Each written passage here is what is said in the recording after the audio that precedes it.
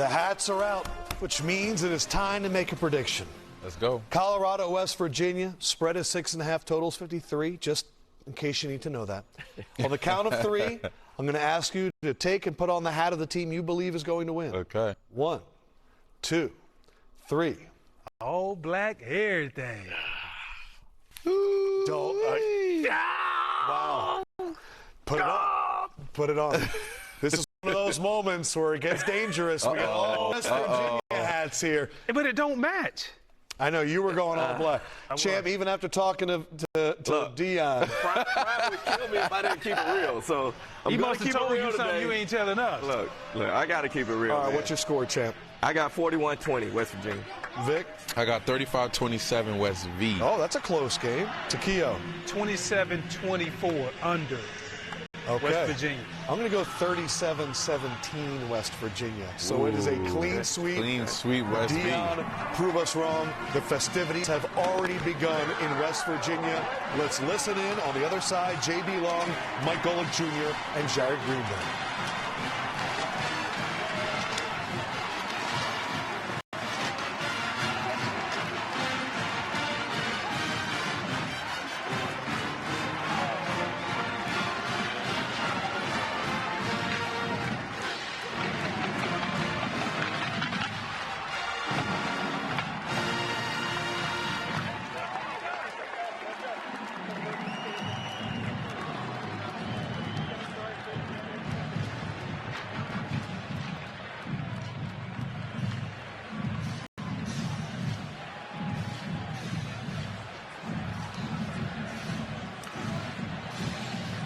Well, as we await the bus, welcome everyone to Morgantown. And on days like this, you can certainly understand while they say West Virginia is almost heaven, especially with their Mountaineers coming off a road-ranked win to snap their 5-game losing streak. And now Colorado, after back-to-back defeats, is looking to do more of the same as we take you to this freshman quarterback showdown. Good afternoon and welcome to Big 12 football on TNT Sports, presented by Modelo. It is the mountain matchup between CU and West Virginia. And with my friend and colleague, Mike Golick Jr., I am J.B. Long. Hope you're having a great weekend. Thank you for spending part of it with us. And about a month ago, we were with these Mountaineers when they turned the keys. Freshman quarterback in Scotty Fox did not go great in his debut, but it's been remarkable to see the turnaround. They planted the seeds, and now they're getting to watch some of the bloom. You go back to last week, the buildup towards what he put on tape in the upset win against Houston. On the ground, 2 rushing touchdowns, ties a record for a true freshman at West Virginia. The arm talent that Rich Rodriguez raved about, next level, is how he described it. But to me, JB, it's the decision-making ability in tight quarters and in fast decisions that make him the perfect quarterback for this West Virginia offense. Yeah, Rich Rod, very comfortable saying this is an audition to be the quarterback of 2026. Now, as for Colorado, after 2 disappointing defeats, it's their turn. It's the Juju era. And we saw the Juju era get started at the end of last week. A blowout loss to Arizona, but great second half extended reps for a young quarterback who we know is a Gatorade Player of the Year in high school and can certainly move around and buy time. We saw Caden Salter do that as the starter, but they believe Juju Lewis's ability under fire to distribute and make decisions, especially against the blitzes he'll see early and often from West Virginia, the reason why he's the starter today. The head coaches in this one, household names across college football. We know that Rich Rodriguez calls his own plays on offense. Who's calling them for prime today? For more on that, here's the third member of our team, Jerry Greenberg. Well, JB, certainly an unusual situation. I can confirm the report that now former head coach in the NFL, Pat Shurmur, will remain the Colorado offensive coordinator in name and title only. Brett Bartolone, who has been the team's tight end coach, will be the one calling plays. He will also be the one communicating with Juju Lewis in the coach-to-player communication system in Lewis's helmet. Pat Shurmur said it is his job to set an example for these players that he can handle change, and he will do the job to his very best of ability. We asked Coach Prime about this situation and how the players are responding to it. He said it is what it is, and the players don't have much of a response, fellas. All right, Jared, thank you very much. And we will not have to wait much longer, Mike, because on the road, Colorado won the toss and said the Buffs want the football. No better way to get your young quarterback started than to give him the ball right after the opening kickoff. It's going to be fascinating to watch with all the changes that Jared mentioned, how they go about getting him some easy wins early to try and get him started on the right foot here on the road. A bunch of rain yesterday into last night. The first snow of the season is expected as early as Monday, but today we've got 60-degree temperatures and sunny skies in Morgantown, West Virginia. Welcome once again. Milan Pushkar Stadium, everyone, 50,000 strong for the third meeting between the Mountaineers and the Buffs and their first as Big 12 members. Kickoff specialist Nate Flower with 6 touchbacks on 8 tries last week. We'll send it to Quentin Gibson, who brings it out and is crunched at the 20. And here comes the 10th true freshman to start at quarterback in Colorado history. The 6'1", 5-star freshman from Georgia, 18 years of age, and the highest-rated quarterback to ever sign with Colorado. And you know, with a freshman quarterback, mistakes are going to come, those rookie moments. But for Colorado today, the charge will be trying to put him in as many favorable positions, stay ahead of the change, so you minimize the opportunities for that defense to pin their ears back and make life uncomfortable for him in the pocket. As we documented in our pregame show, he does so without both of Colorado's starting offensive tackles, notably Jordan Seaton, who's been outstanding, and a 2-year rock at left tackle, unable to today. Aki Ogunbiyi had a handful of starts at A&M. He's going to make his first start as a Buff today.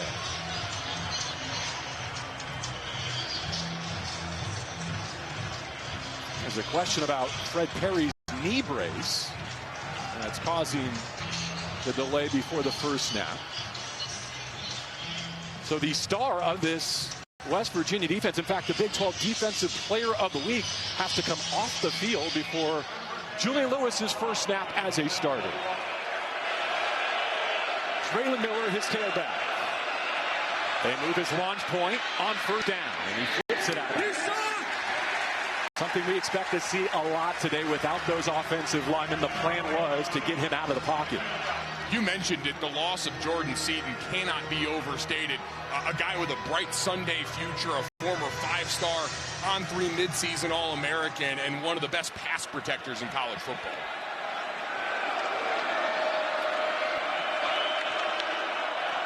Lewis to the air again. Spins one sideline. Buffed it up, incomplete. It's 3rd and long. Looking for Amari. Michael Coates Jr. with the pass breakup.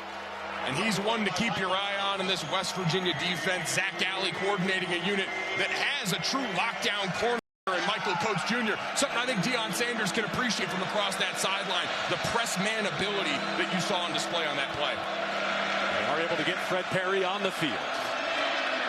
Mountaineers looking for a 3-and-out to begin their day at home. Juju Lewis hit as he deals. Caught middle, wrapped up. No gain. Quentin Gibson, the freshman from Fort Worth, with the crosser.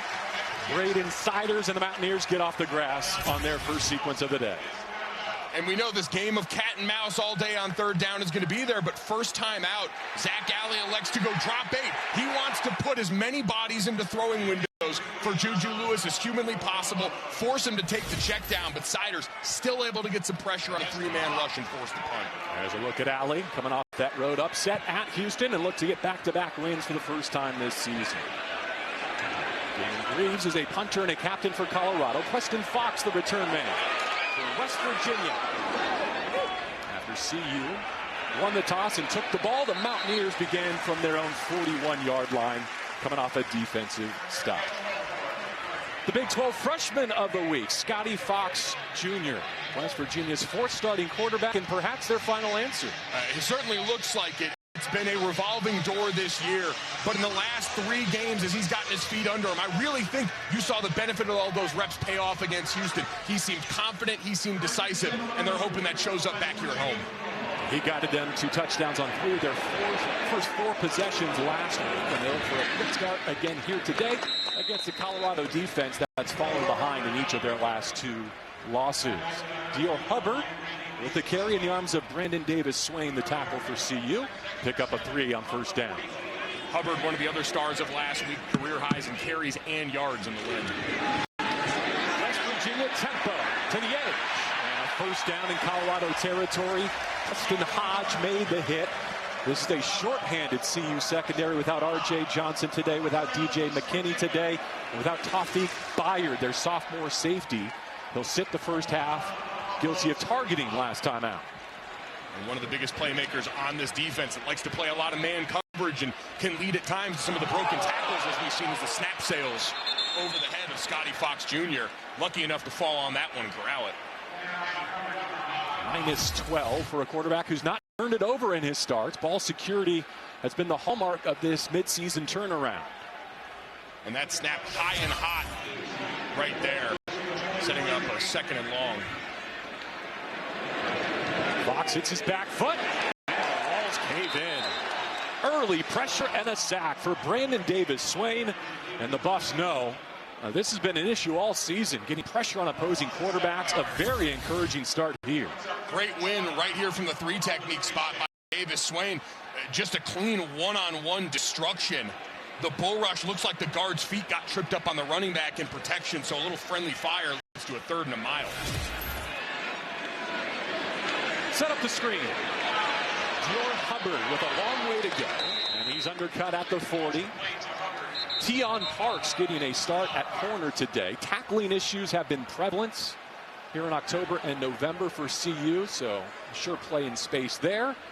And Dior Hubbard, coming out of an already injury-depleted running back room for West Virginia, is down.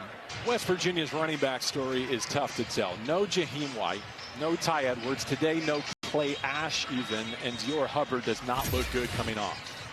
You're going to see here on that screen called on 3rd down, takes a shot directly to that left knee. Was seen not putting much weight on that leg as he headed off the field into the injury tent. Again, coming off a career high last week, 29 carries, over 100 yards. The workload for Sincere Bowers, who also had a career high in rushing yards last week. Looks like it'll get the uptick here until we get more word on Dior. Both teams punts on their first possession. Here's Oliver Straw with 50 punts on the season, including this one, most of any punter in the conference. Quanell Farrakhan on the receiving end from his own 20.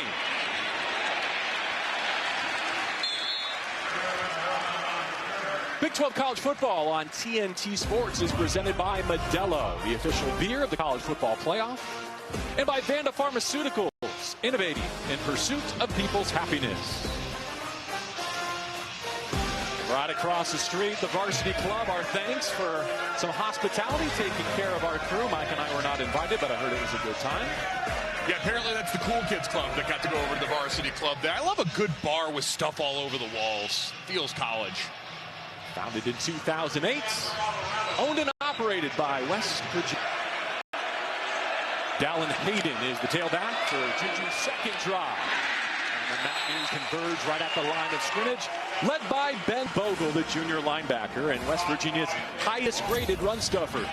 Great read and trigger off the backside here. Sees the zone read. They've got it covered down by Devin Grant, the defensive end. It allows the linebackers to play fast and downhill, take away that threat of the run. 2nd down to the full sticks. Lewis's only completion came on 3rd down and long in his first series. At the mesh point, he pulls and he hits. He's got a 1st down completion to Miller at the 39. Marion Miller last week against Arizona had 5 catches, 91 yards, 2 touchdowns, including a 59-yarder from Lewis. You see the hard sell on play action that gets that secondary, Darian Lewis and company, down in the box, so a one-on-one matchup downfield. The kid to Hayden, nothing doing left side. A loss of a yard.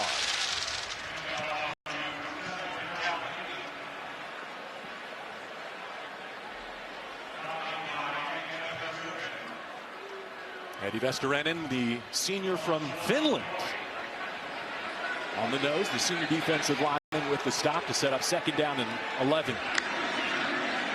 Lewis had his throw down the line taken away, so he takes off and stumbles back to the line of scrimmage. Another 3rd and long coming for the freshman quarterback. But Perry tracked him down coming out of that slot spot for West Virginia. And you can see right here, great awareness by Devin Grant on the left side, getting in front of that wide receiver screen, forcing Juju Lewis to take the ball, tuck it, and get it out the other way. Great heady play by the freshman quarterback.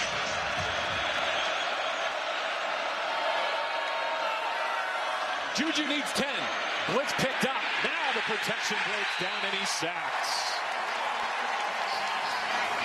Bogle against the run, and now with the pass rush, a sack of 11 yards.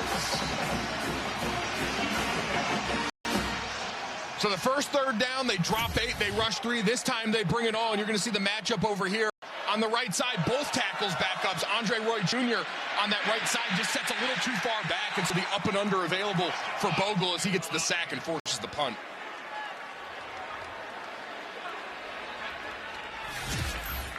A defensive struggle early here in Morgantown. In week 11, the Buffs and the Mountaineers, a battle of 3 and 16s. Preston Fox with a fair catch just below his 30-yard line. 3 punts between the teams combined. CU, freshman running back for West Virginia, Dior Hubbard, had touchdowns in 4 of West Virginia's past 5 games, but he's shaken up. He's here today. Get a look at Rich Rodriguez, and we send it down for more from Jared. Well, guys, Dior Hubbard didn't appear to be putting a lot of pressure on that leg.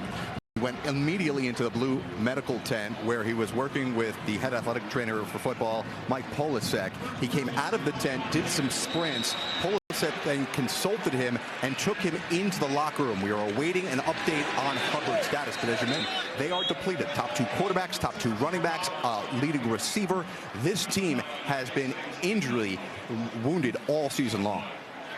All right, so Sincere Bowers, the sophomore, will get a heavy workload for now, coming off a season-high 65 rushing yards last week and his first touchdown since week 1. Jaheim Otis, a junior defensive tackle, dragged him down on first down. They hit the jet sweep. Blocking on the perimeter was a key to success last week for Rich Rodriguez and company. Rodney Gallagher shortens up third down with a run for 6. And I was just going to say, the jet motion from the wide receivers where you can go with that injury depletion, a staple of the Rich Rodriguez spread offense. Third down has been difficult for these Mountaineers. Last in the Big 12 in conversion rate, less than 29% of their third down tries this season. Military appreciation helmets at home today as Fox rolls and throws. Well covered. Airtight out on the perimeter. Preston Hodge gets a pass breakup and sets up 4th and 3.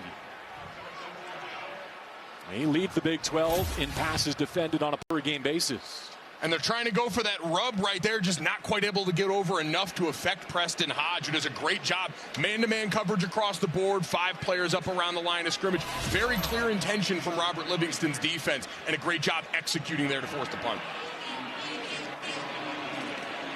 Fourth-year puncher Oliver Straw sends it away again. Farrakhan lets it bounce, and it takes a left turn out of bounds about the 27-yard line. Scoreless, 8:15 to go in the first, and we've got a chance to show you our new ref cam. Our umpire today, Brandon Wood, wearing it for us. TNT Sports. It's like Tony Stark. Got a little Iron Man heart on him right now. Oh, let's go under the hood. Get real Nat Geo with it. This is awesome. Hope you took your Dramamine. Yes. But a great insight and a great look into how these officials are having to make the call, life in the middle in the trenches on a lot of these plays, and especially offenses that'll both make use of the zone read and RPO. Speaking of a run from the Buffs, Micah Welch. Sophomore, team high 64 rushing yards on opening night against Georgia Tech. A couple good games since. You ever thought you could play linebacker or safety in the box in college football? Well, there's your look at exactly what's coming downhill at you, down in and down out.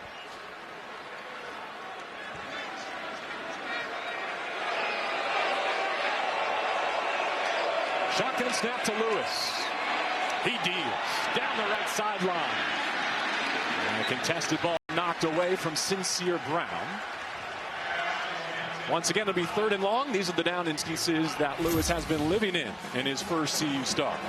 We talked about the ability of coach, but Jordan Scruggs, who spells him, great job staying in phase and not getting too handsy, especially that ball underthrown. A lot of times, that's where we see that defensive pass interference that ends up getting the offense some easy free chunks.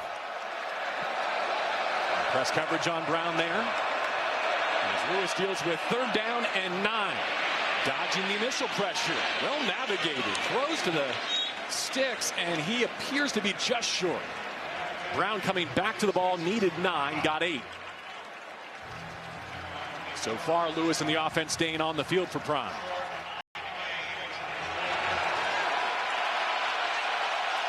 Well, he's showing the intention to go for 4th and 1 on the road here in Morgantown. And they do snap it. Mountaineers all over it. They smother Welch.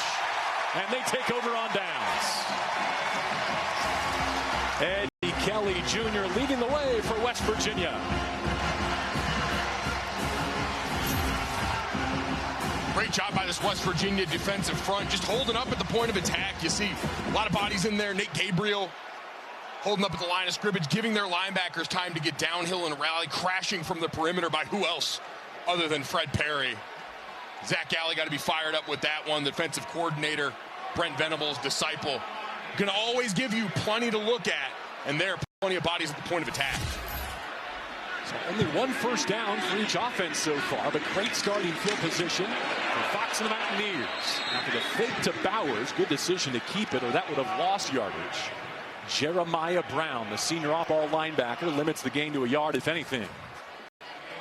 Great job reading on that one. Design quarterback run all the way, and that backside linebacker was not fooled. I know that Fox can scoot. He's going to take this snap from empty. Throws high but caught. Below the 35-yard line. 3rd down coming for West Virginia. Back to Jerry. Guys, Dior Hubbard back on the West Virginia sideline. They're going to try and see if he can get back in the game. He does have a lower extremity injury, is what they're labeling it. Thank you, Jared Greenberg. Meantime, 3rd down. Fox again from empty. Clean platform. Too hot to handle. Sincere Bowers couldn't bring it in. And now Rich Rodriguez with a 4th down decision. Kind of in no man's land here as you see the offense staying on the field, and I like this decision. Coming off the 4th down go call by Colorado, West Virginia was in great 4-down territory. That route looked short, and it was going to set them up for a 4th and short opportunity. Now your freshman quarterback going to have to show the poise in maybe buying some extra time against this Colorado man coverage.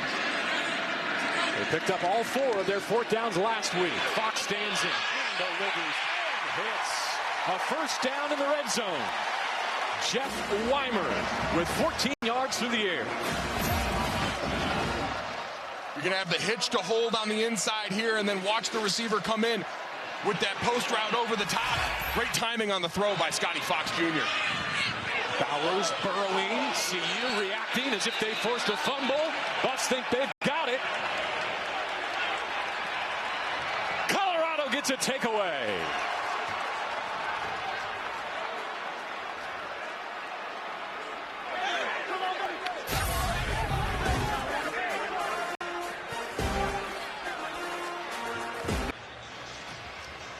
West Virginia gets a 4th down stop, but then fumbles. CU takes over. Brandon Davis-Swain, a freshman, already with a sack and this forced fumble. You see Keaton Wade on the bottom of the pile, forcing him to stop his feet, but then the diving effort from Brandon Davis-Swain. Phenomenal work. What a response from that Colorado defense to pay off the trust their head coach, Deion Sanders, had in them by going for it on 4th down, backed up in their own territory. Ben Finisek had the recovery. 1st down, Colorado. They too sweep from the receiver position. Cam Michael, a freshman, with all of his stats coming in now the last 4 games with injuries decimating the skill position players, and especially the running back room. And there's a look we're describing with Dior Hubbard for a scary lower body injury. Appears to be moving well. That's a welcome sight for Mountaineer fans after the first couple of drives without him for this offense. Play fake to Miller. Juju's in trouble, and he's sacked again. This time it's Reed Carrico for the Mountaineers, -10. And for a mobile quarterback, this is rush lane discipline. You're going to watch them cast the net around Juju Lewis and then just keep him in the pocket. They saw him escape that last time, so you've got everyone evenly spaced, and you're able to close that net around him. Great discipline from this defensive front from West Virginia. An 18-year-old who put up prolific numbers in high school. Trying to get his offense started on the road here in Morgantown. Top of his drive. Pass deflected. And looking for Dallin Hayden. There's a marker down in the pocket.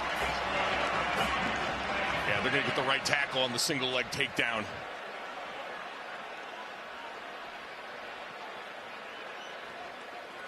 Mike McCabe, our referee. Holding. Offense, number 72. That penalty is declined. 4th down. West Virginia's defense just playing really disciplined football. Changing the picture some in the back end. You're going to see a bunch of safety rotation. But Colorado, when backed up on these multiple 3rd and longs they've had, clearly not going to let Julian Lewis put it loose right now down the field, put the ball in harm's way, especially in the shadow of their own end zone. Reeves on the G in West Virginia, ready to punt it away again. Austin Fox, the return man for the Mountaineers, standing near midfield.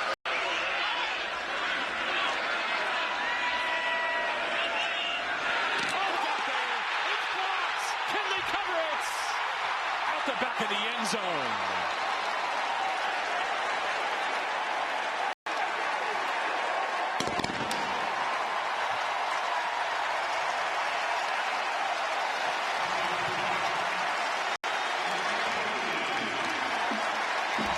Special teams delivering the first points of Week 11 for West Virginia. And you saw that all-up look at the line of scrimmage. Coming off that right edge, great technique through the block point. Hands low, taking the ball right off the foot of the punter, and not quite able to get and fall on it for the touchdown before it goes out of the back of the end zone. But a game-changing play using that field position to their advantage. Israel Boyce is a reserve safety. Justin Smith-Brown was the reserve receiver who nearly pounced on it and turned it into 6. Instead, they'll have to settle for 2 on the board in the football with 4:35 to go in the first. And JB, this still all stems off that decision from Deion Sanders to go for it on 4th and 1 in minus territory. And then the trading blows of field position in that battle between these two teams ends with West Virginia getting an opportunity in special teams that now can in turn flip field position again, setting their offense up for a drive that could start with decent field position.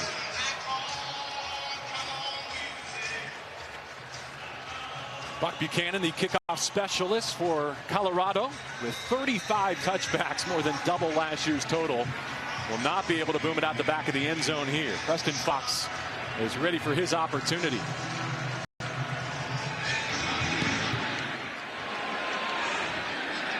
From the 11, Fox with a block, weaving his way to the 40, and great starting field position for now, but a flag reigns in on that return.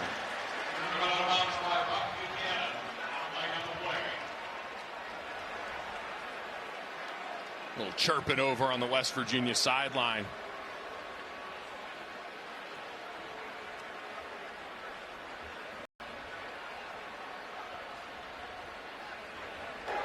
During the return, holding, receiving team number 37. 10-yard penalty. 1st down, West Virginia. The Caden Beiser, their reserve linebacker. You just watch the right side of the frame here. Grabbing a little bit too much of that jersey. And that pull at the end there seals the deal for the official. Dior Howard is back. They fake to him, set up to throw, rip the seam, and it's caught. Rumbling up to the 45-yard line, it's Grayson Barnes, the senior tight end. 20 on the connection with Fox. Hubbard back on the field, already making the impact, able to hold the eyes of the linebacker level and open up those seams for his quarterback. Good passing to start after a couple of run-heavy early downs for West Virginia.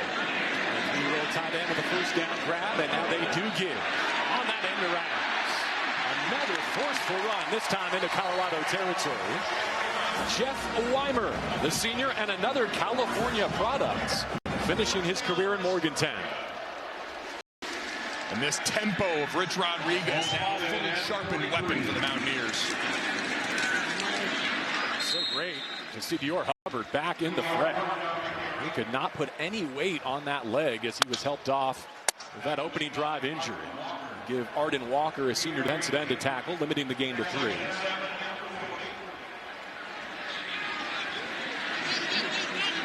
A block punt leading to a safety for the first time since 2014 for the Mountaineers. Now they go vertical. Cam Vaughn.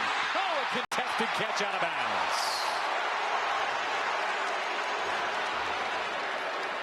The boo birds from this crowd, but a great call by the official on the field. You'll clearly see, watch the right leg of Vaughn come down here, clearly in the white. You see the pelts from the turf field. Click up there, sending the message home.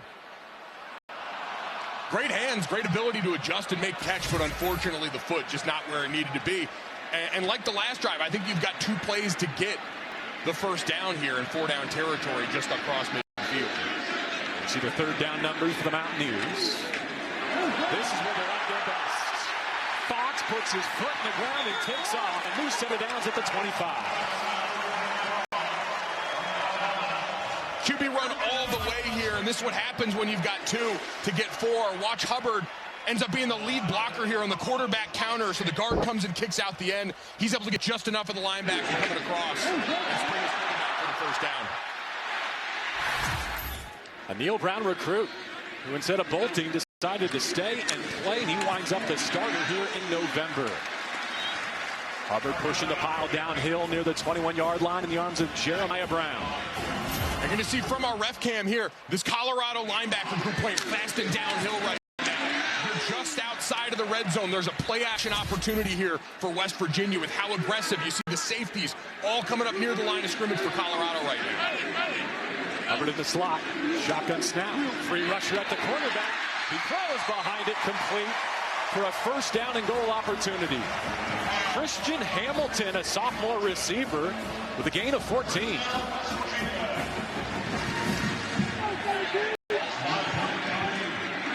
Fox after the safety.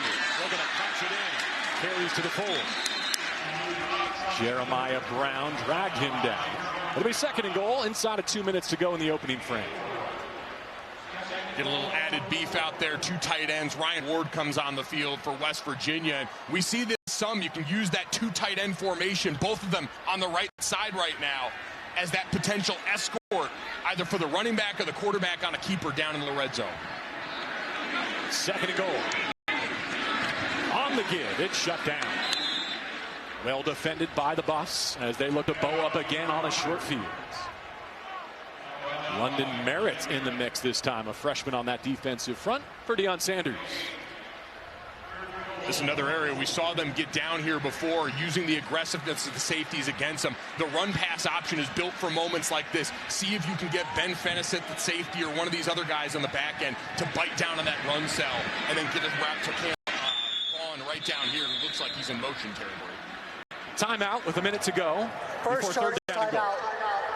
West Virginia.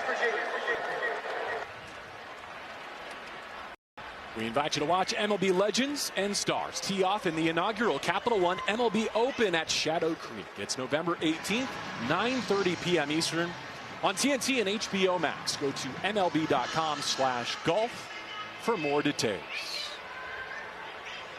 3rd meeting between these programs, first as Big 12 members, first in 16 years. It's an early 2-0 lead on a block punt for West Virginia. And off the free kick, now they're driving into 3rd and goal. And I think this is yet another scenario where, because of the field position, because of what you've seen, the stress they've been able to put on Juju Lewis on the other side, I think this is 4 downs trying to make sure you're ending this drive with a touchdown. Scotty Fox Jr., their freshman quarterback, with 4 passing touchdowns this season, 3 rushing scores.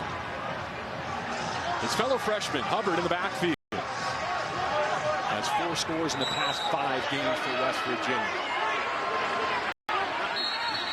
And now a timeout from the Colorado sideline. First charge timeout. Colorado. Everyone getting a nice extended look at this formation. And now this is kind of where the cat and mouse game comes between both coaching staffs. West Virginia's come out with that same formation. Heavy personnel, 2 tight ends on the right side. Cam Vaughn, the lone receiver, to the left. And that's been after both of these stoppages. So does West Virginia come out now, give them another change of formation, and try and see if Colorado can be disciplined in how they go about this? What a day. 60 degrees between a rainstorm and some expected snow early next week. It's a gorgeous one here in Morgantown. Each head coach spends a timeout here in an and goal situation.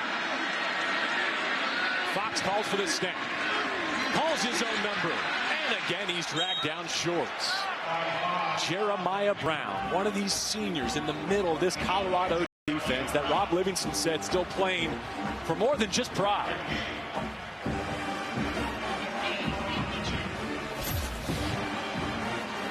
Does a great job just cutting under the block of the pulling offensive tackle.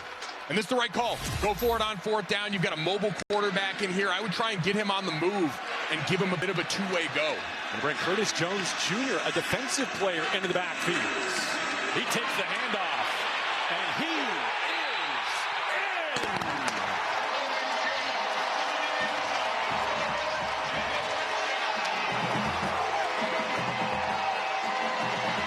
in. He's 6'4". He's 225 pounds. He's a sophomore bandit on defense, but Mike, he's also a two-time All-State running back. And they go his way on 4th and goal. A load to bring down. Shades of Jeremiah Love against Penn State down by the goal line. Just would not be denied. Surging through arm tackles. Keeps the feet chopping. Reaches towards the goal line. They're going to take another look at this right now. This should be a great angle of this play.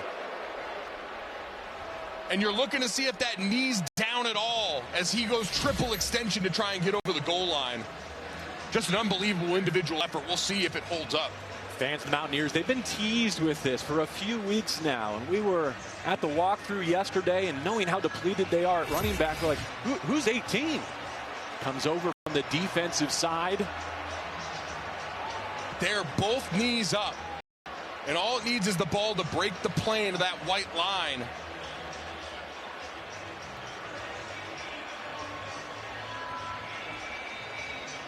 Full control.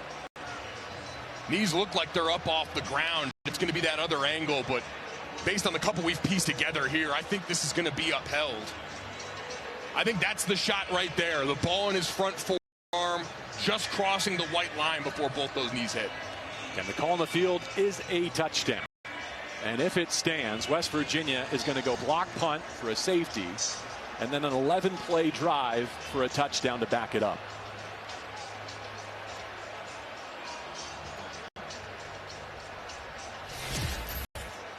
Phenomenal complementary football that you just described. We've talked about the steady build over the last couple of games. A TCU game that was close and saw a lot of offensive production. The Houston game, they get over the hump and get a win. And now trying to continue to put reps on tape as bowl eligibility still a possibility down the stretch of the season. After review, the ruling on the field of a touchdown is upheld.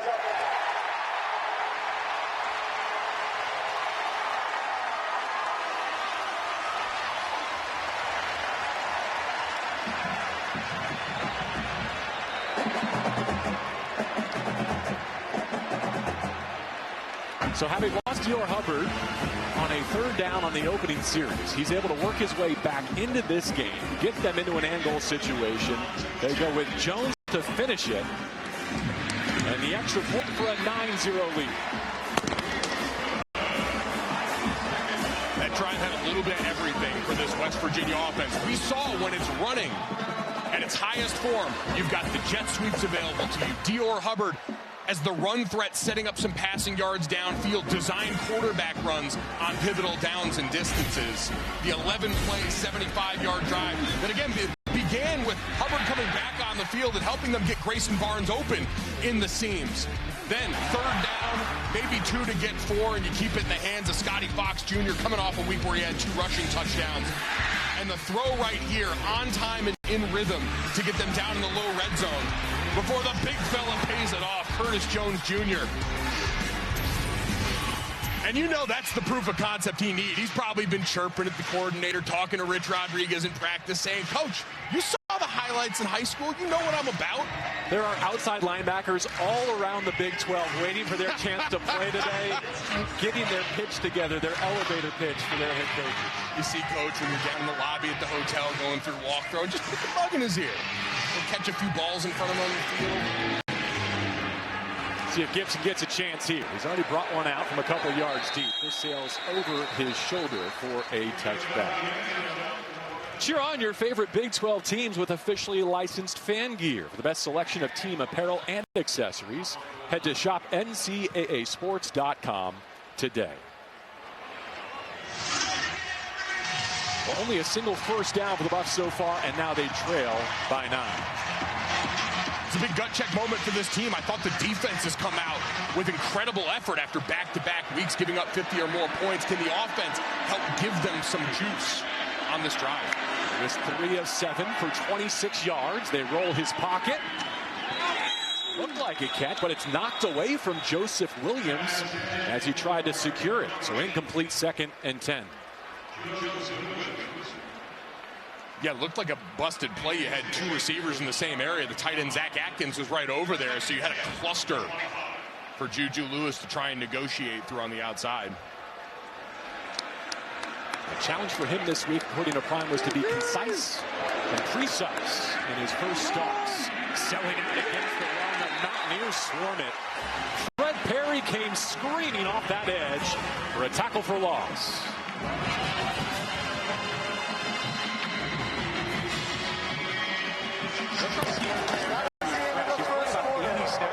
And they say that's too much.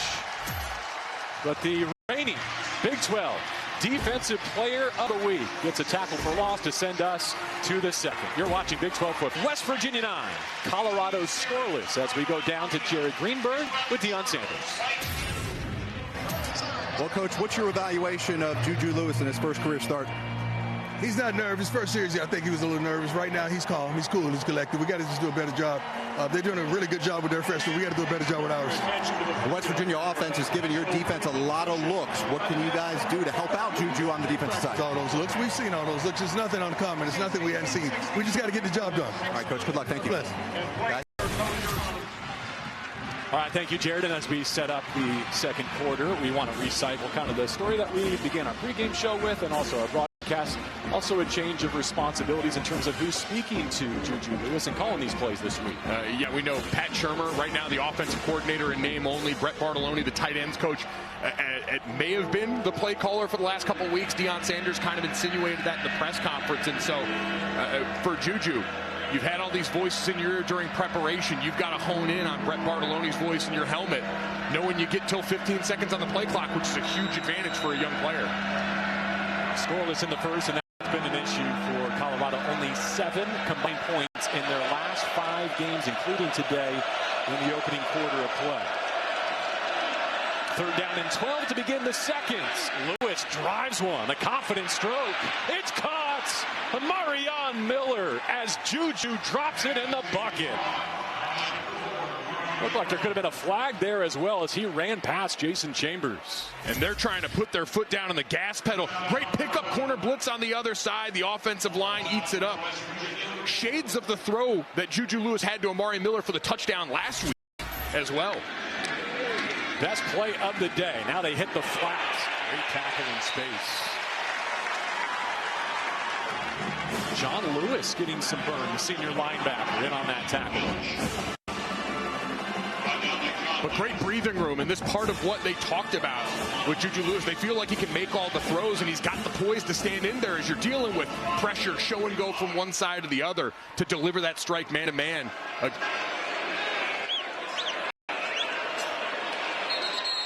Miller in motion there. Whistles in a flag down for a procedural penalty. False. Offense, number 52. 5-yard penalty, remains 2nd down. 14 penalties for 110 yards in last week's loss for Colorado. But last week's loss also gave you some of the hints of what could be to come. Here was Juju Lewis late in that one. The deep ball to Amari Miller that gives him the chance to run in for the long touchdown. And that's why people talk about garbage time in college football, getting guys out there. What's the purpose of it? It's to get reps like that you've only seen in practice for Juju so far at game speed. From a 2-back set against a 3-man rush. This time well protected. There is a flag as he checks it down to Hayden. Let's see if this backs up the Buffs. Yeah, that's going to be a face mask on the right tackle. Personal foul. Hands to face. Offense number 52. 15-yard penalty. play second down. Andre Roy Jr. In for the usual starter, Larry Johnson, one of the 2 offensive tackles, missing today. Gets a great jump on the snap. You're going to see that right hand just go directly to the grill of Braden Siders. Interesting, they pull him off the field mid-drive, Mike. Yeah, you don't see that a lot. Sometimes for defensive players who are used to rotating, but for a group that's already dealing with a bunch of different bodies up front, stressing the communication like this is a bold choice. Xavier Hill in at right tackle. They blitz it.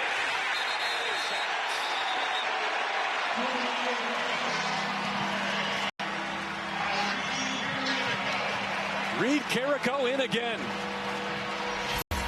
Yeah, you're going to see both tackle and guard slide out this way, and no one there for Carrico up the middle. Some confusion over the responsibilities. You see Zarian McGill trying to come back off after the nose tackle trades the other way. 3rd and a mile now. You're not kidding. Nothing in the playbook for this. Doesn't matter who's calling plays. Hayden did well to pick his way up near midfield to set up the punt. Dashing for 11 yards. You almost couldn't see the sticks. Remember, this drive was in plus territory. You had the deep pass to Amarian Miller and backed up all that way by penalties. The splash plays on the other side. That's the kind of stuff. There's been way too many 3rd and double the sticks so far today for a young quarterback that you're trying to create some winning opportunities for. Gray's first year at Colorado after a couple at Kansas. He's the bus punter. Only had one block, this one away safely. And it's into the end zone. A nice deep there by Fox. Just a spectacular day here in Morgantown, about 75 miles south of Pitt. 20 years ago, they've also honored Steve Slayton for his College Football Hall of Fame induction, and we had a chance to talk with Rich Rodriguez about his memories of that team that season, and especially the bowl game. Boy, his eyes lit up when he talked about early in that game a sprint handoff on the draw to Steve Slayton where you got multiple Georgia defensive backs colliding, and the coach told us he remembers being on the headset saying to the rest of his coaches, I think we're a little faster than they expected in this game, and that proved all 4 quarters of that one. What a team. I'm planning to talk with Steve a little bit later on. Stick with us for that. As the Mountaineers begin a new drive, 9-0. Behind the line scrimmage, your Hubbard trapped for a loss, and apparently it's not a very long wait. Jared's already on it. Go ahead, buddy. That's right. We don't want to make you wait for a Mountaineer legend. Steve Slayton, congratulations. 2025 College Football Hall of Famer, 20th anniversary of your Sugar Bowl championship team. What has this day and this weekend been like for you back here in Morgantown? 2 best days of my life right now. Having the team being remembered, myself being remembered, I couldn't ask for a better weekend. What do you think about when you go back, particularly to that 2005 team? The hard work paid off. I think that's one of those things to where when you're in it, you don't know where it's going to end, but 20 years later, you get celebrated here. 20 years later, you get to College Football Hall of Fame. It's a hard work and blood, sweat, and tears is definitely worth it. I think Mountaineer fans watching at home would love to hear you as there's a bee that just landed on you. Let's get that off of you, Steve. Legends can't have bees on them. That 2005 team, you had to go through some adversity to win that Sugar Bowl, right? It's the Sugar Bowl. It's supposed to be in New Orleans, moved because of Hurricane Katrina to Atlanta. You're a huge underdog, and Rich Rodriguez said the Dogs had no idea how fast you were that day, did they? No, not at all. I think a lot of teams were very surprised. I think we were, and still could be, the best conditioned team in college. So I think that was one of those things to where we took teams to the deep waters. 4th quarter is our time to shine. All right, last thing I want to ask you, and this may be the most important thing you're asked all day. We have learned that you are now a professional personal chef. We up in the booth have a professional personal eater, and his name is Michael Golick Jr. West Virginia gets him. Do you have any suggestions? What would you feed Mike Golick Jr. on a perfect day in Morgantown like this? What would you make for him on a game day meal? I guess you got to start with pepperoni rolls. And after that, all the pasta you can eat. Sliced or stick pepperoni rolls? Both. Both? You got to definitely have a variety. All right, Steve, appreciate that. Maybe you can cook some up for us and get us out here for the second half. I can't hear you. Get some pepperonis out here for the second half. I'll try. Steve Slayton, congratulations on going into the College Football Hall of Fame. Thanks again. I appreciate it. Guys. How about that All of the above pepperoni buffet. A man after my own heart right there. That's a running back who's used to taking care of his big fellas up front. And the way he did just by being on the field for that team. That's at the heart of some of my best college football memories. Those early 2000s West Virginia teams. Pat White on this staff here for Rich Rodriguez. Just insane. A second charge timeout to Colorado gives us a chance to look back. And another thing that Rich Rodriguez told us is that one of the greatest weeks of practice and preparation he's ever been a part of. He didn't think they had a single missed assignment in the 5 days running up to that game. And you heard it from Steve there, right? They understood the opportunity, the hard work that went into that. When you're a part of a great team like that, when you're around a winning culture, you learn how difficult that is. We hear all the time from coaches. Winning is a skill. It's learned, and being able to bank those moments that you can call back on in the game every day in practice, part of why that's one of the better college football teams we've ever seen. We know Rich Rod's got that competitive spirit. Told us he and his wife are pretty competitive out on the pickleball court. Save the rest of that story for a little bit later, but to see some Mountaineer legends in attendance today. Here's the best run of the day over the left side for Draylen Miller. And that's what Juju Lewis and this offense need. A little bit of breathing room and some positive momentum. A gain of 14 on the turf. Talked about all the running back injuries for West Virginia, for Colorado. DeKalen Taylor, Simeon Price, both expected to have a big workload. Both been out since late September, and so they've had to work with backups in the backfield as well. They go back to it. Another good punch here. Fumble! And it's recut by an offensive lineman on the fly. Darian McGill in the right place at the right time. They're starting center. Large excellence on display here. Great job on the back end. Darian Lewis putting his head on the football. But the big fella, soft hands, ready to go. Get your best athletes the ball, however it happened. Second and a couple. With the tight end in motion. Sifting, searching, and finding a first down.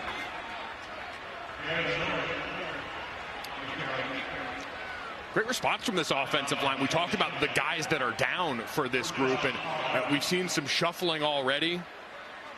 Xavier Hill, who was injured last week, now in at right tackle after we saw Andre Roy, who was originally in as the backup, pulled off after jumping off sides, getting the penalty, on the hands to the face.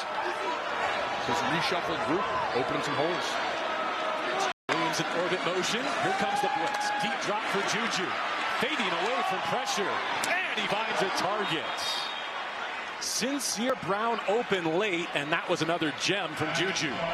Watch the blitz pickup from Michael Welch here, number 29, the running back. Pressure from the field. He sticks his nose right in there against Ben Bogle and gives his young quarterback the time. Everyone else got to pull the rope a little tighter to give your young signal caller a chance. Out of the pistol. Looking to throw again. Check down Welch. Could not handle. No points on the board yet. Only a handful of first downs. But these are the types of moments that I know Bus fans are tuned in to see, right? They want to know where this is going next for a team that's 15th in the Big 12 in scoring in yards so far on offense. You see the poise. His first and second looks aren't there. He knows where his check down is. Can't connect. This drive, though, made possible by the fact the Colorado rushing attack finally coming online.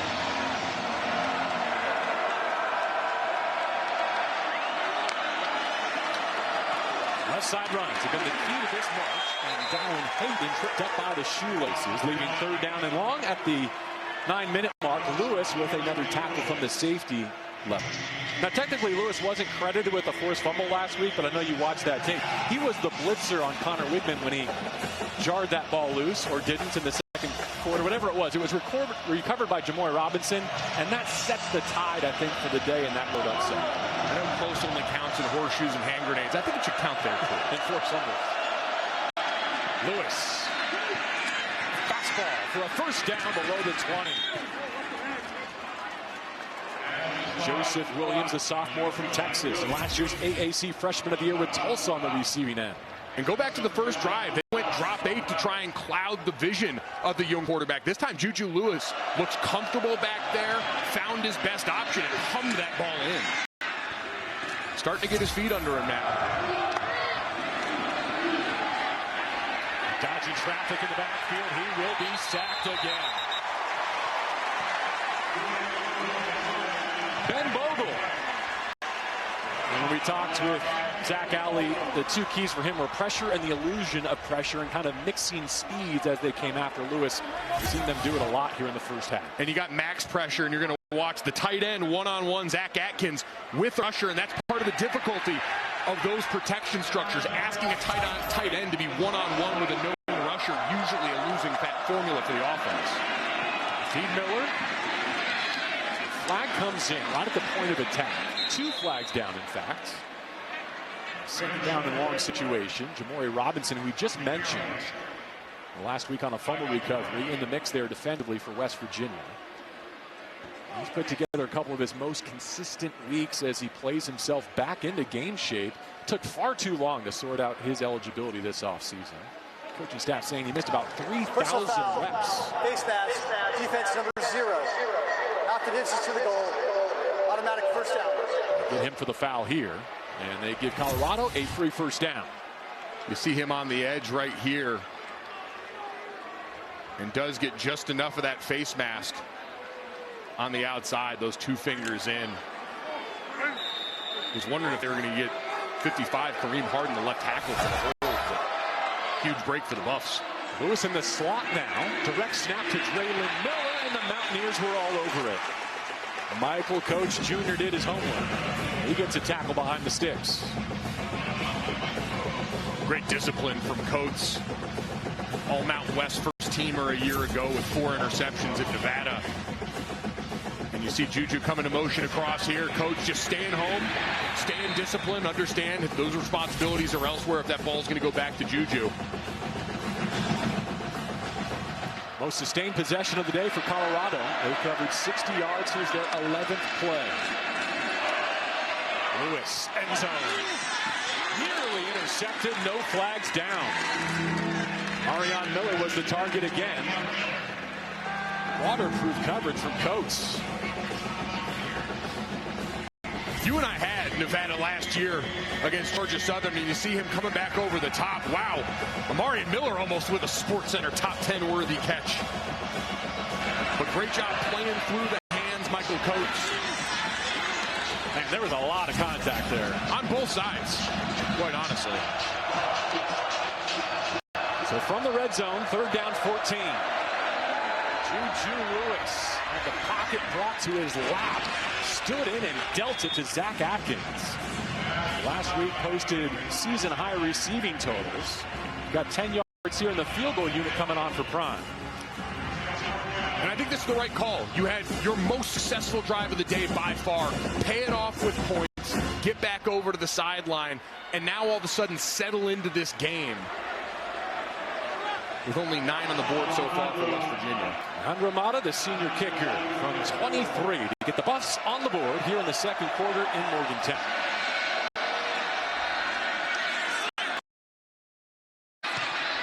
Clean operation, bit of a low kick, but he drives it through. And CU gets 3 at the end of a 70-yard drive. Timeout us with 6:02 to go in the half. Fred Perry and the Mountaineers looking to go back-to-back for the first time this season as they host Colorado.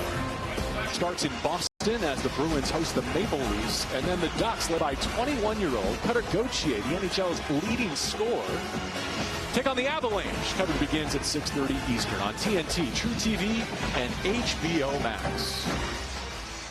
Got a 21-year-old tied with Sidney Crosby atop the league in scoring, just like we all planned in 2025.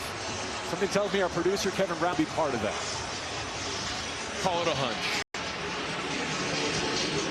Buffs on the board, and they kick it away. Weston Fox signals for a catch early. Gives it back to his offense. They've got 9 points on a block punt for a safety and a touchdown courtesy of Curtis Jones Jr., a defender who got a 4th and goal red zone opportunity. Just amazing stuff. Now the full field to work with here. And you've been on the sideline for a while. First extended drive from Colorado. The West Virginia defense have been forcing a lot of quick 3-and-outs. Can Scotty Fox Jr. and company take that momentum from the prior drive and copy-paste it back here? We were there for his first start in Orlando. Now his 4th in a row. End around, reverse, and it slams shut. Bowie got decked. Sean Myers upfield for this Colorado defense. It's a loss of 8 yards. Sean Myers walking him down like Michael Myers on that play. I see you. Great backside discipline, just stays upfield. Works through the block, sees it coming back, and lays the wood at the point of attack. Attempted splash gadget play from West Virginia gone horribly awry. On the drop back game, they get a completion above the 25-yard line. They're using Christian Hamilton, a sophomore receiver, quite a bit today. His second grab makes third down possible. Pickup of 10, and Bowie still trying to shake off that hit. Tough scene there. Certainly hope we see him back on the field soon. Hubbard in motion at the snap. Here comes the rush from Colorado. Mountaineers behind it. They hit a big one. Dior Hubbard standing on the gas pedal. And he runs out of juice at the 3.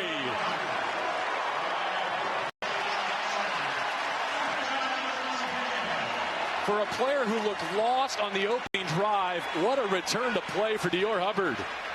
Good reminder in college football, the wheel is always open. We'll go back and show you that as the Mountaineers get up here and try to go fast in the low red zone. Hubbard with the catch. Now takes the handoff. Drilling to the 1. You're going to see Hubbard coming out of the backfield here. Motion, just wind all the way up the sideline. You got the linebacker running with. So Scotty Fox Jr. knows he's got man-to-man coverage. The linebacker's got to sort through the trash on the outside. And you're right, a phenomenal, gritty effort by Hubbard today coming back from that early injury. Fox under center. Spun around and tossed for a loss. London Merritt responding. Called his name a couple times today. The acting chops maybe not there, going up and trying to fake like he's making the check at the line of the scrimmage. The Colorado defense not fooled. Robert Livingston, the defensive coordinator, has got to be fired up seeing that response from his team. Just spent a decade with the Bengals in the NFL, worked with some great safeties. And out to the shotgun for third down and goal. Fox pulls, he flips, and the Mountaineers put it in the paint. The freshman Ryan Ward with his first touchdown.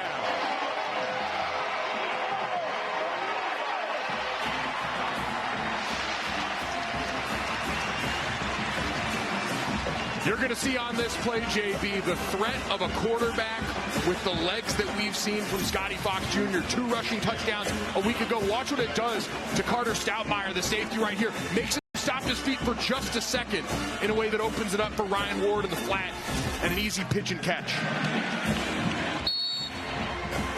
Kate Hensley cracks another extra point. How about Hubbard? An early scare. A big wheel. And the tight end pays it off. West Virginia grows its lead to 16-3. CNN.com/all-access. Mike Golick Jr. standing by, his Venmo open, ready to reimburse anyone on the Spirit Squad who's got the arm to send a pepperoni roll to the booth. Get one of those slingshots out here. Y'all can see where we are. Throwing pepperoni rolls out at a game. This really might be almost heaven. We may have arrived. Woo! Great bites. Wait a second. I don't know. I'll fall with you, Mike. I don't know if I'm going to share a pepperoni roll with you like those guys. We'll get there. We still got a few weeks off. Gibson trying to turn the corner. Runs out of room at the 23. Jared, did you get a sample yet? Well, the Milwaukee Brewers manager, Pat Murphy, made the pocket pancake famous. Let me show you the pocket pepperoni roll. Courtesy of Barney's. Wow. I'm going to tell you the key to this thing. It's sliced pepperoni, not a pepperoni stick. And if you know anything about anything around here in Morgantown, this is a quality pepperoni roll. I wouldn't mind if it was heated up a little bit, fellas. But Goldie, you want a bite? More than I've wanted anything this entire week, Jared. Incredible TV bite from you, by the way. Don't hold back. Bucks begin a new drive with a well-blocked run. Dallin Hayden hits a crease. And he's got midfield. Israel boys had to run him out, but a chunk play for the Buffs. And you're going to see right there, number 29, actually ends up down at the feet there. It's not quite a cut block. He falls over, but it ends up cleaning out some of the West Virginia defenders and opening up quite a lane as they back it up a bit. They give him a 47. It is good for a first down. Back to the two-back set. Cam Michael on the left there, joining the backfield as they throw down the line. It put Gibson a touch. He's shifty, and he's in the Mountaineer territory. Before I forget, I have to remind Jared that dry cleaning is not a reimbursable expense. So he's right, though. The slice is important. You don't have to worry about the juices all splattering on the bite there. That's prior preparation preventing poor performance. Write that down. That's alliteration by you. Colorado with a field goal on the board. Now hunting for their first touchdown. Here on the road. Lewis swings it. Miller's been his favorite target, and you can see why. Amarion Miller on another dot from Juju Lewis. And the ref's talking it over right now. You see Michael Coates, who they've been battling all day, trying to argue that he caught this out of bounds. Good hand fighting both ways. Comes in with that left hand. And the question going to be, when does he have control on that play? And they're going to take another look. So is that right foot down and still in bounds when he maintains possession. For now, it's a 22-yard gain. I like the poise and the confidence by Miller, though, to hold off the defender and trust his left hand to secure that. It's been a great battle between these two guys, and you saw here if he had been able to stick it off the original catch, which easier said than done. But that's going to be it right there. He gains control. That right foot is down.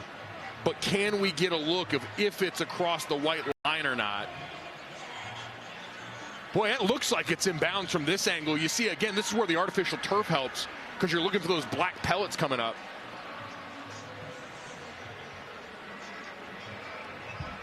I think that's it, about as close as you can get. The white cleats helping him out here, too. And where the call on the field becomes very important, ruled a catch initially.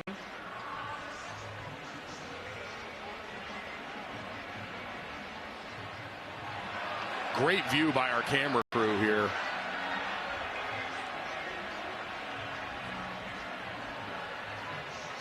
See, that angle now looks like it's out of bounds. White cleats help or hurt in this situation, Mike? I think help blur the line a little bit. Swag and function can both work together in concert.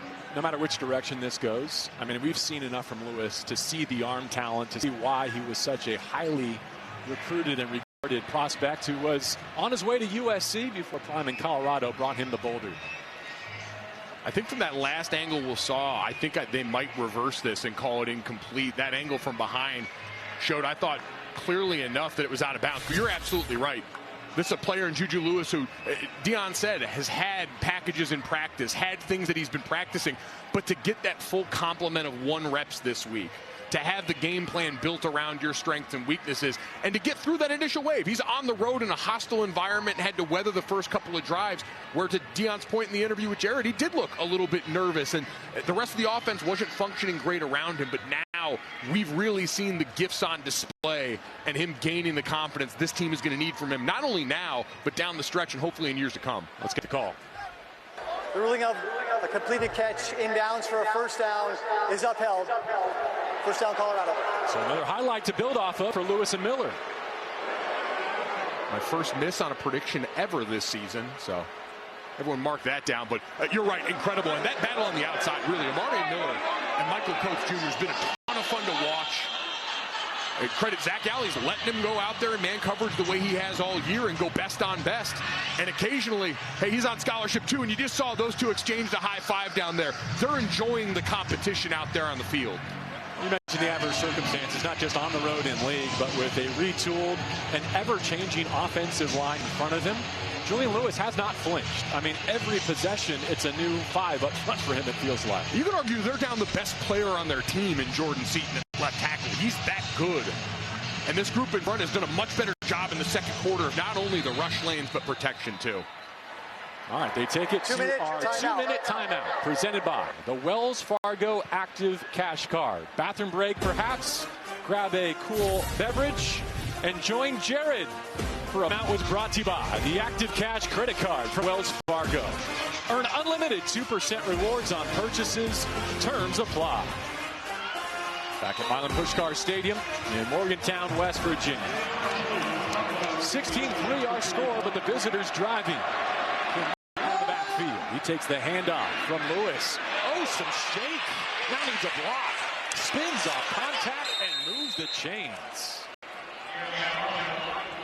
The freshman from Statesboro, Georgia, with 11 on the ground. Little wiggle right there. Put his foot in the ground. Riding the wave on this outside zone play to the left. And able to make more than a few miss at the point of attack. So he limps off. 1:38 and rolling on the clock. Remember, Colorado won the opening coin toss, elected to take the football. So this is a high leverage possession for them, Mike, to close out the half. Draylon Miller inside the 10. Talk all the time about that middle eight, last 4 minutes of the first half, first 4 of the second half, and you're exactly right. Especially after that last West Virginia score, it is imperative that this drive ends in the end zone for Colorado. And we've seen them get Juju on the move a couple of times. You wonder if they're willing to do it going away from his strong hand here with the left side open.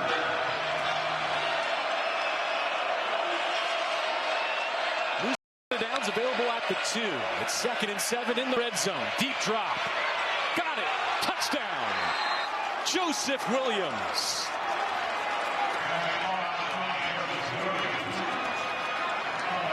Juju Lewis guides a touchdown drive deep in the opening half, and the Buffs are within a score.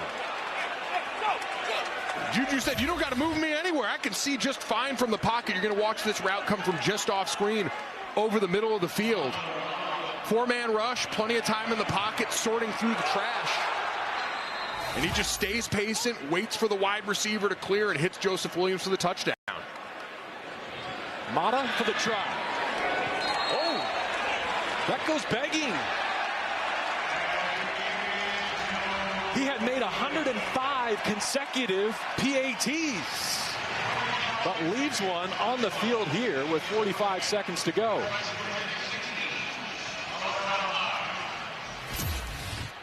One of the captains on this team, the specialist group, and the most consistent for Deion Sanders and the Buffs this year.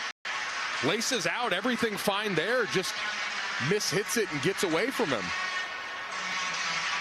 Second special teams mishap of this opening half for Colorado. Had a punt blocked out the back of the end zone. A tough point to have that streak come to a close, but how about the streak to begin with for the senior? He spent a lot of time, whether at Jackson State or in Boulder, with Deion Sanders. Let's get a look at the scoring drive. Lewis does not miss on that possession. And I think as much as anything, the protection getting better, having established the run and getting some traction, Mike. Without a doubt.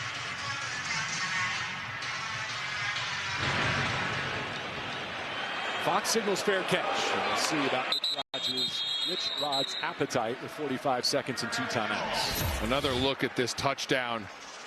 The poise in the pocket. Great base from Juju Lewis. Get a look at it from the ref cam right in the mix.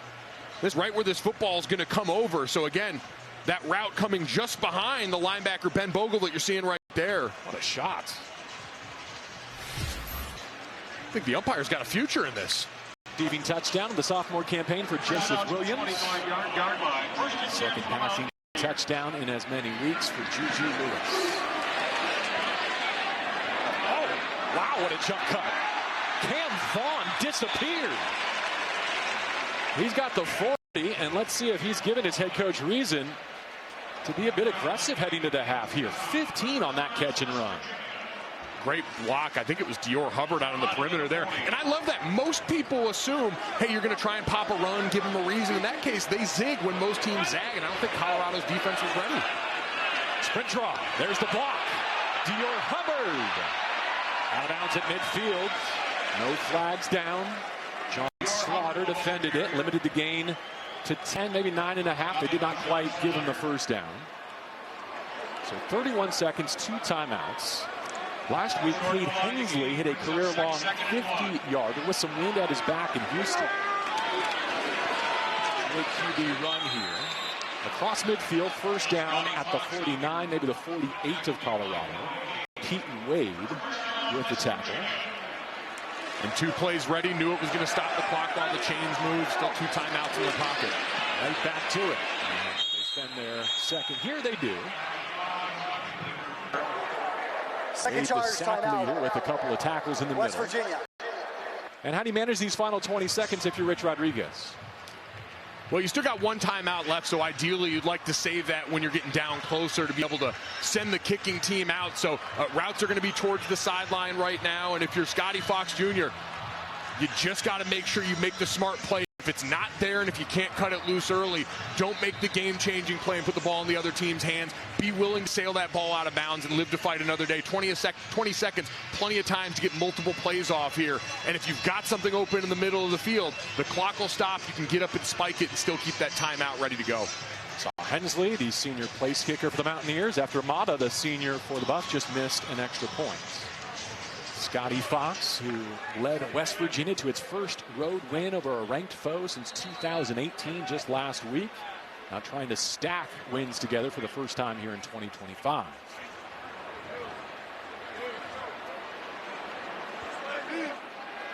Coaching staff telling us he's played beyond his years these last couple of games.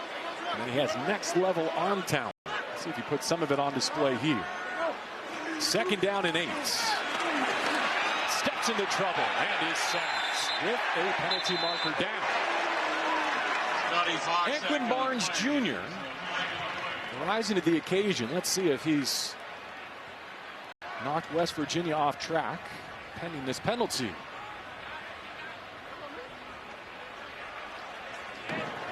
Personal foul.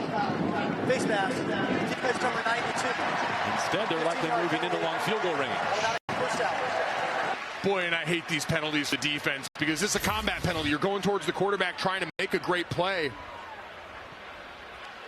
And you see him sneaking out of the pocket here, and Anquin Barnes just reaching out there at the end as they've done a great job collapsing it. The one thing you really can't do in a drive like this, take a sack, and Scotty Fox almost committed the cardinal sin.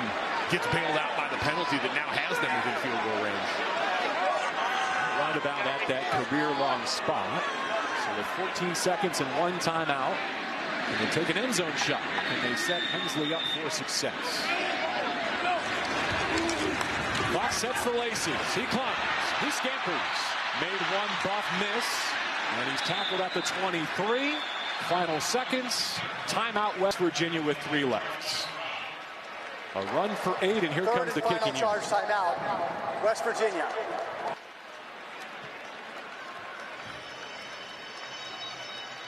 Jared, you want to set up this half-closing field goal try for us? Yeah, I spoke to Hensley right before the game, guys, and he was very candid with me about how unpredictable the wind is here inside the stadium, which is why he, on a regular basis, kicks in here rather than inside at their facility across the street. He feels like that gives him a huge advantage over the opponent's kickers who don't understand the swirling wind. He told me he should be good without that swirling wind from 55 in either direction, and right now, guys, there is absolutely no wind blowing here inside the stadium. You see the long from 50 last week. Thank you, Jared. This will be 41. Take the final seconds of the opening half. Remember, West Virginia will also receive the second half kickoff. Hensley is on. Oliver Straw, his puncher to hold it. Here it comes from 41 to close out the half. And it's a good one for Hensley and for West Virginia. A 10-point lead and the football when we come back. Well executed there at the finish, aided by the penalty that overcame what could have been a drive-ending sack. And as you mentioned, the chance to swing that middle 8, getting the ball coming out of the halftime locker room. Cade Hensley with his 8th made field goal of the season. Let's go down to Jared with Rich Rodriguez. Coach, what's your evaluation of Scotty Fox there? He's competing hard. Missed a couple things that he'll learn from. But I like the way he's got command, and he knows what's happening out there. So that's a good thing. You got a bunch of tackles for loss, bunch of sacks. Are you getting that push defensively you want? Well, we're getting some negative yards plays, but we're giving up a couple big plays too. We got to fix that. All right. Good luck in the second half. Thank you. Thank you, Coach, guys. All right, Jared, a passing touchdown for each of these freshman quarterbacks. Colorado and West Virginia in Morgantown. You're watching Big 12 football on TNT Sports, presented by Modelo. Our second NCAAF in Morgantown, West Virginia. This Big 12 battle of mountain ranges, the showdown of freshman quarterbacks. West Virginia leads it 19-9. As you're going to look at the first half stats for Julian Lewis and Scotty Fox Jr. Back to my friend Michael and JB Long. Hope you're having a great Saturday. Thank you for spending part of it with us. Fox will get the first crack at it here in the third quarter, but Juju led scoring drives on his last 2 possessions. Really started getting his feet under him in that second quarter, making his first start after some extended action last week. And you saw all the potential from the former high school superstar. The deep ball accuracy, the big plays, supplemented by an offensive line that I thought did a better job protecting and establishing a run. But him and Amari and Miller picked up where they left off last week, and it's got the Buffs still within striking distance in this game. Before they kick, here's Jared. Guys, I just spoke to Deion Sanders, and he said that Juju Lewis now looks comfortable after getting those early jitters out. He looks good. He feels good about him. I asked Coach Prime about his message to the team at halftime. He said, listen, we came here for one purpose and one purpose only, no other reason, and that is to win the game. Coach Prime told me that collectively there is no way that West Virginia is a better team than Colorado is. Wow. He was more than confident in his conversations with the media and with us this week, saying things are trending the right way behind the curtains. They just got to translate it to the win column. And I think things trending deep in that half in a favorable direction, too. And not just with their quarterback getting in rhythm, but the offensive line settling in, Mike. Down 2 starters at both tackle spots. I thought they started to run the ball a lot better in that second quarter and did a great job of keeping their young quarterback upright. Buck Buchanan is send it away. It'll be a touchback, and the news gets better, especially defensively for the Buffs, because Taufik Bayard, who sacked the first half because of a targeting foul last week, one of Big 12's leading tacklers, leads them onto the field here, Mike. And I think this Colorado defense was the story early in this game. Came out, forced a couple of quick possessions from the West Virginia offense. Remember, this game swung on the blocked punt for a safety that then turned into advantageous field position for West Virginia. So that 9-point swing there, I don't think emblematic of the effort that Colorado's defense has put on tape so far today. Rob Livingston, defensive coordinator, called Bayard their rock on defense. He's got that club left hand as Fox goes to work, throwing on the roll, heaving into trouble. Unfortunate to get it back. Sean Slaughter playing that deep half, nearly came away with a pick. Both teams right now, as we talked about, comfortable with their young quarterback cutting it loose, but you're going to see right here the design rollout play.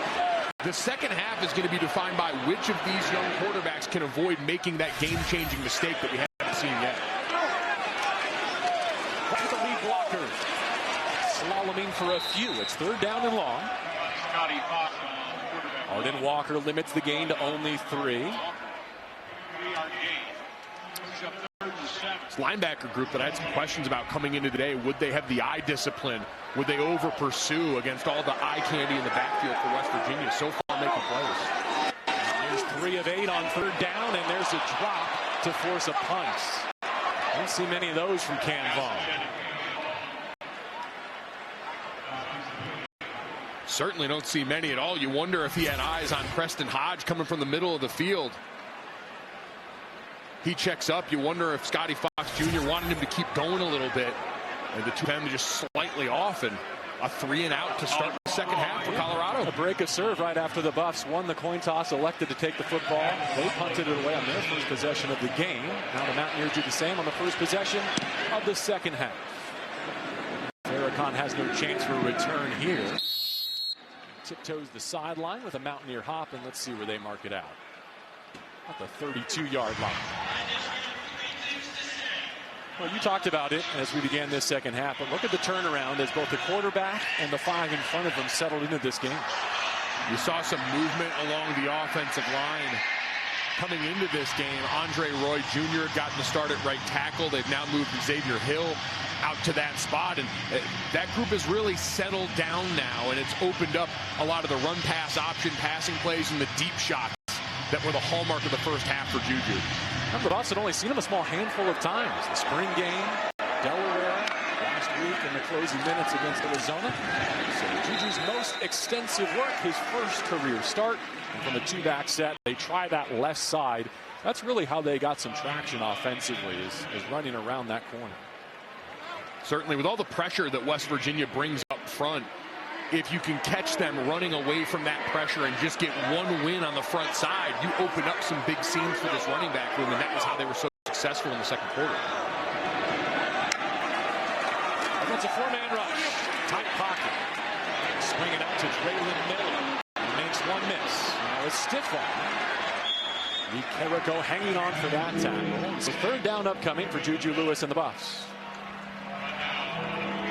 Even that play, hard not to be impressed by the poise of Juju Lewis. That pocket is bearing down around him, and he steadies, understands again where his outlet is, and this time makes an on-time throw and gives his running back a chance to make a miss in space for a third and much more manageable. Gave it a third down number for West Virginia. There it is going the other direction. Just 2 of 8 for Lewis and the Buffs. They'll take this snap with Draylon Miller in his backfield. Joseph Williams in motion.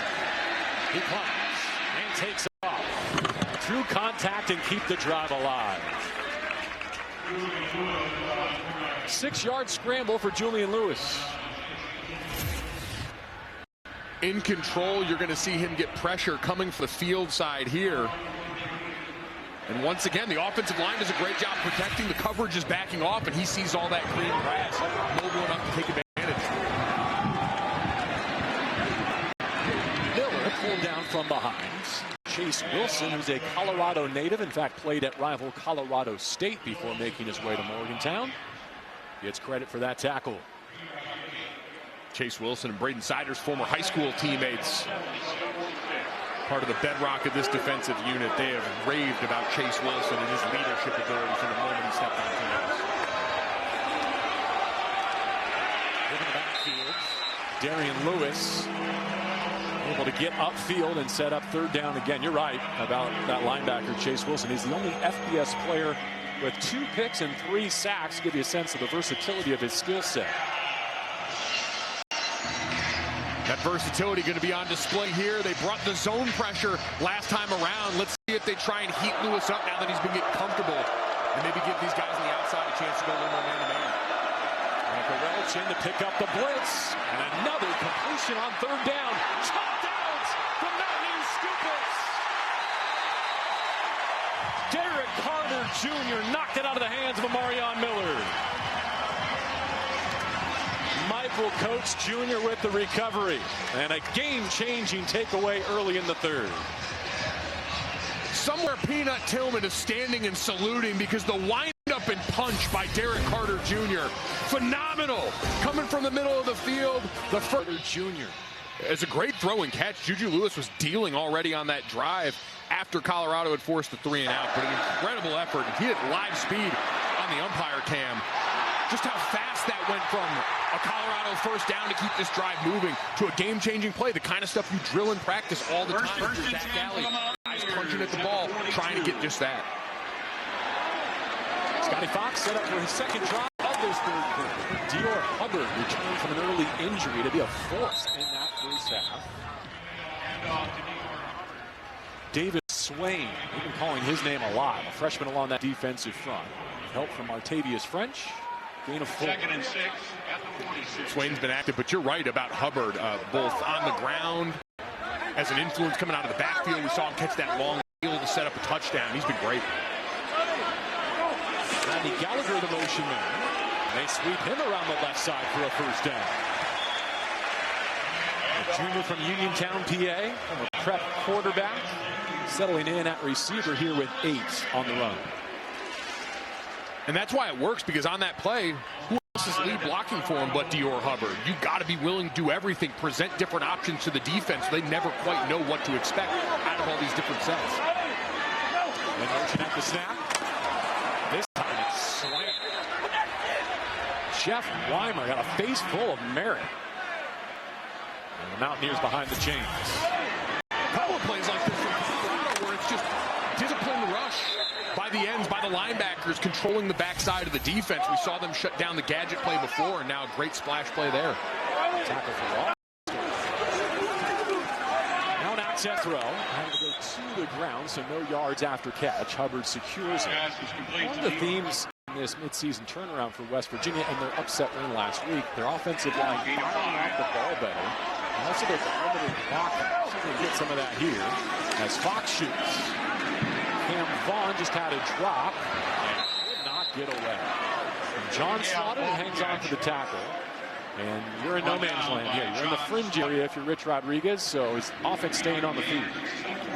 4-down territory. The right call here. You've seen them operating and calling plays with that in mind. Clearly knew from the jump this is going to be the way they went.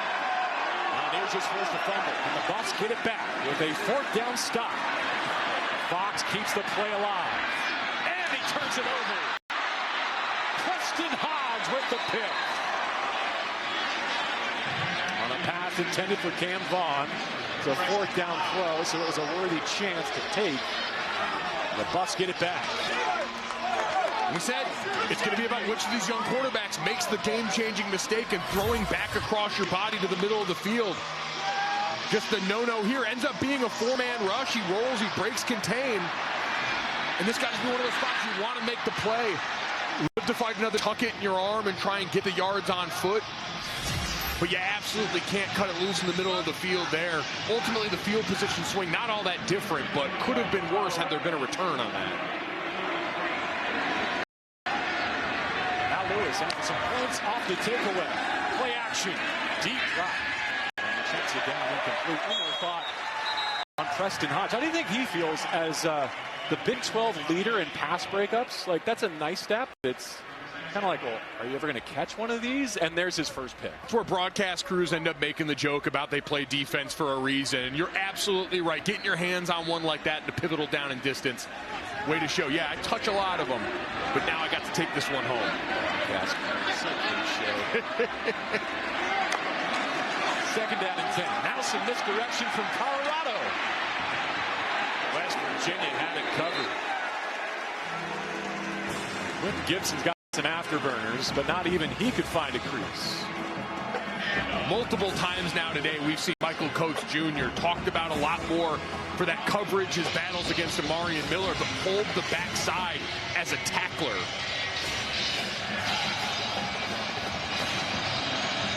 Matching 3 and 6 and 1 and 5 in conference records for Colorado and West Virginia. The loser today, in all likelihood, eliminated from bowl consideration. 8.5 to play. Lewis leaves his spot. Now resets. Creating something out of nothing, but it's incomplete. And so Colorado will have to punt it away, down 10. Both these defenses, an awesome start to the first half. Colorado shutting down West Virginia in the first drive. West Virginia creating a turnover. Colorado responds with one of their own. It's been a back-and-forth defensive effort for both of these units that maybe came in hearing a lot about the young quarterbacks and everything that they were going to do and took that personally. It's reminiscent of how this game started. Before, like you said, West Virginia was able to crack it open with that block punt out the back of the end zone for the first two points of this game. This time, able to get a helicopter punt away to Fox. The afternoon sky, he fields it and fights forward for a yard or two on the return.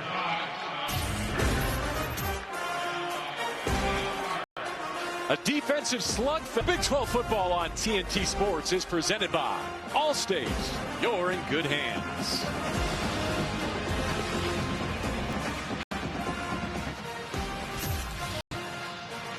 We're not the only ones enjoying ref cams a day. Anytime you have a guy mic'd up, college or the NFL, ooh, big smooth. He's wearing a wire. Wood. Pressure in his face as he heaves another interception. Scotty Fox Jr. to John Slaughter, the sophomore safety. And the Buffs are teed up on a short field.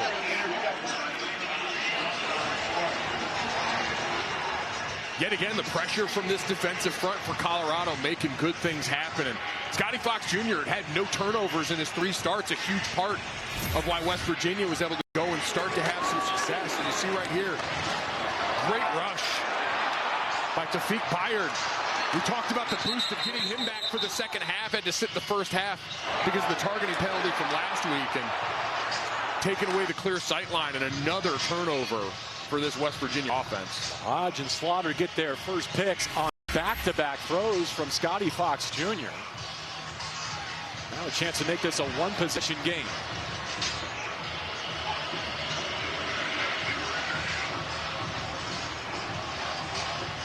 For a defense that had given up 105 points combined the last 2 weeks. I know West Virginia offensively is not Utah or Arizona, but this feels like forward progress for the Buffs on that side of the ball.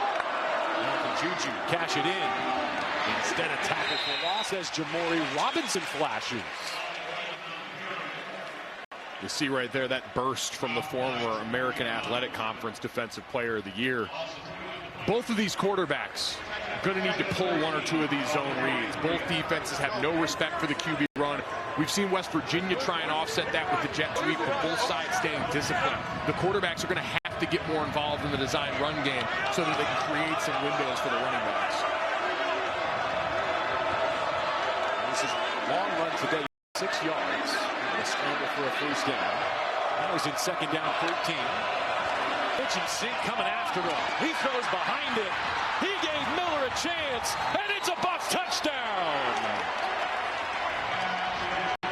Amarion Miller over Jordan Scruggs, and the Buffs are within one possession on a 23-yard dime.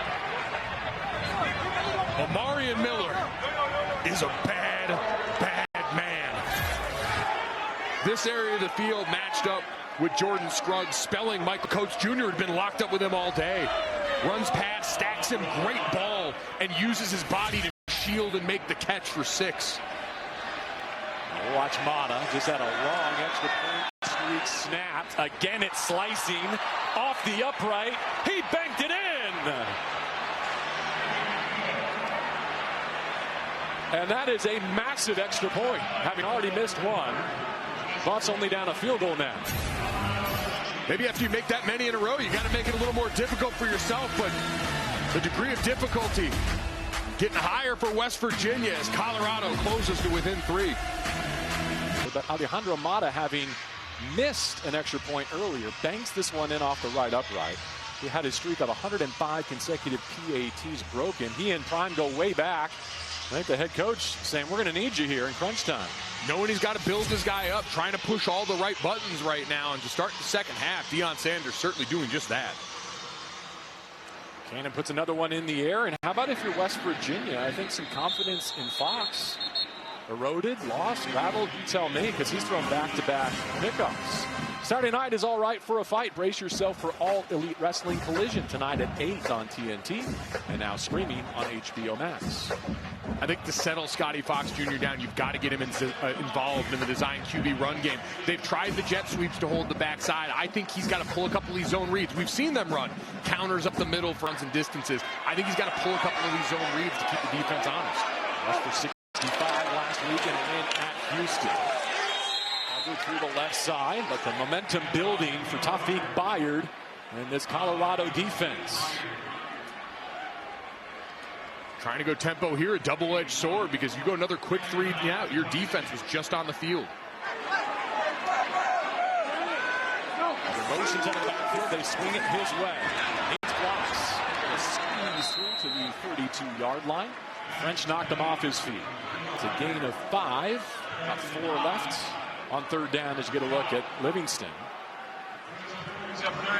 His goal today was to play much better on 1st and 10. It's been a massive issue against the Utes and the Wildcats the last couple of losses.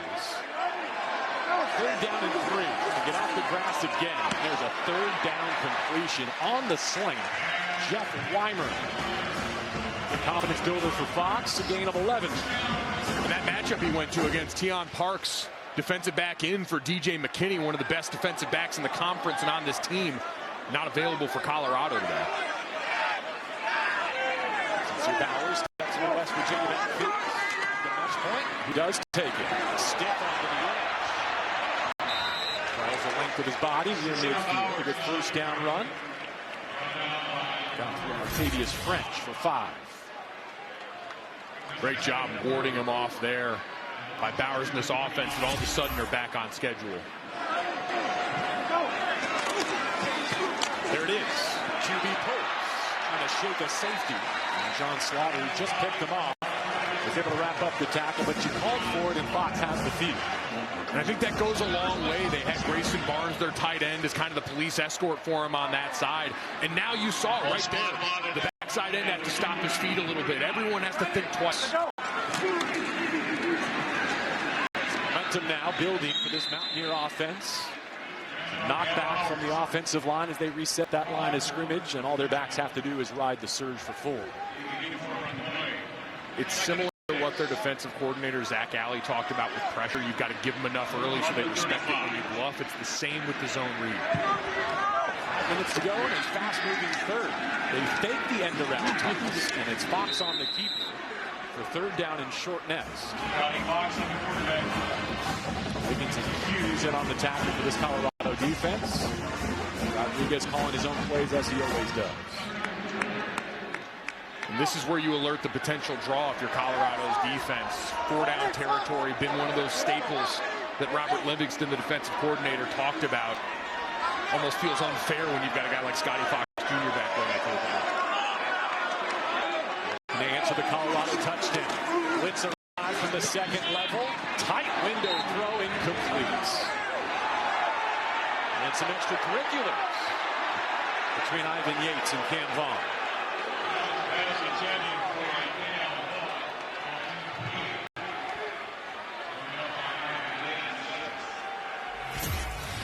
Get another look this out here. Pressure up front, got to get rid of it. Ball's in a good spot, just a great play by Yates. And then you see at the end here a little bit of a hold. 4th down from empty. Fox able to wiggle through. With Anquin Barnes on his back. Takes a 340-pounder for a ride. The second week in a row. Last week, it turned into a full-blown touchdown run on 4th and about the same distance. Calling for quarterback drawn. There's no dropping back to try and sell it. It's immediately put your foot in the ground and go. Send it out for Fox to the air, to the sideline.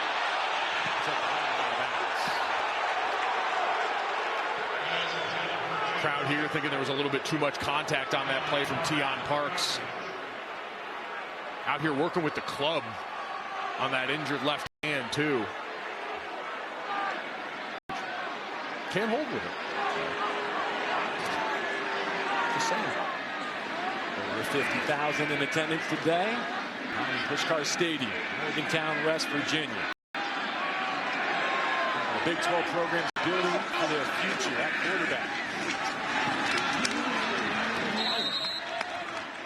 About half of what he needs. So a 10-play drive so far, Mike, a good answer after the Colorado touchdown.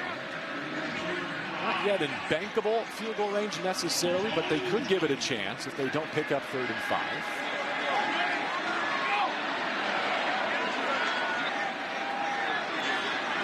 Guys up at the line of scrimmage, all-out blitz look could be another spot where you call the number of the run game. Potentially playing for 4 downs. You got little bodies, not by big ones. 12 on 3rd down. Off the ball fake, a heave to the end zone. There is a flag. It's incomplete, but a flag down in coverage.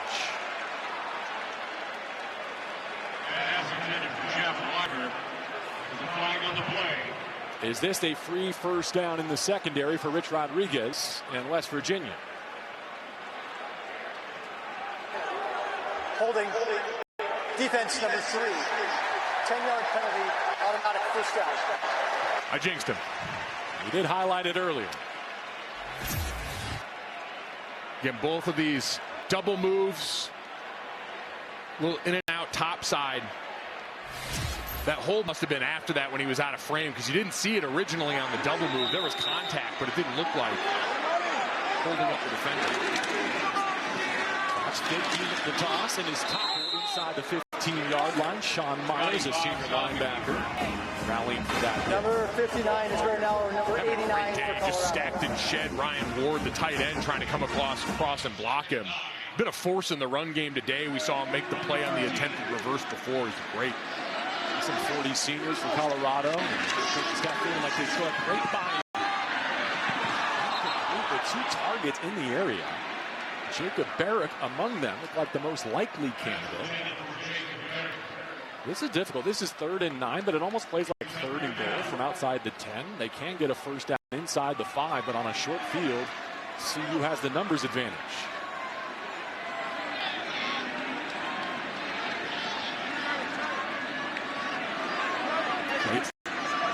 Getting some smaller personnel on the field right now.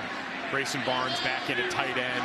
Get another receiver, so they're in 11 personnel, which means Colorado now has the chance to match as well and can play the substitution game. So the clock gets short there. Will they have to spend a timeout? They will. First charge timeout, West Virginia.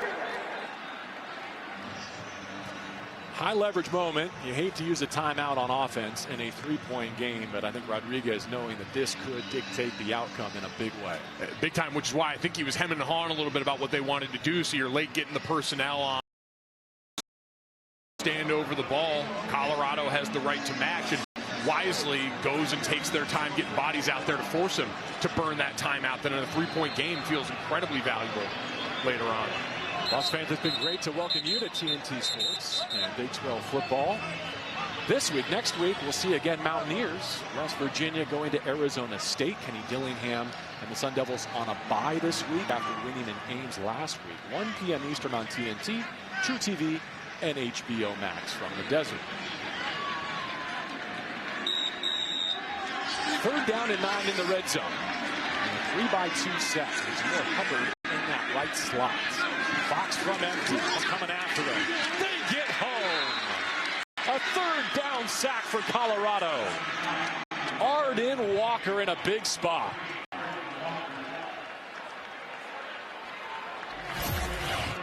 And a great job. You're going to see this guy lurking here before he drops out, eyes up the eyes of the right tackle.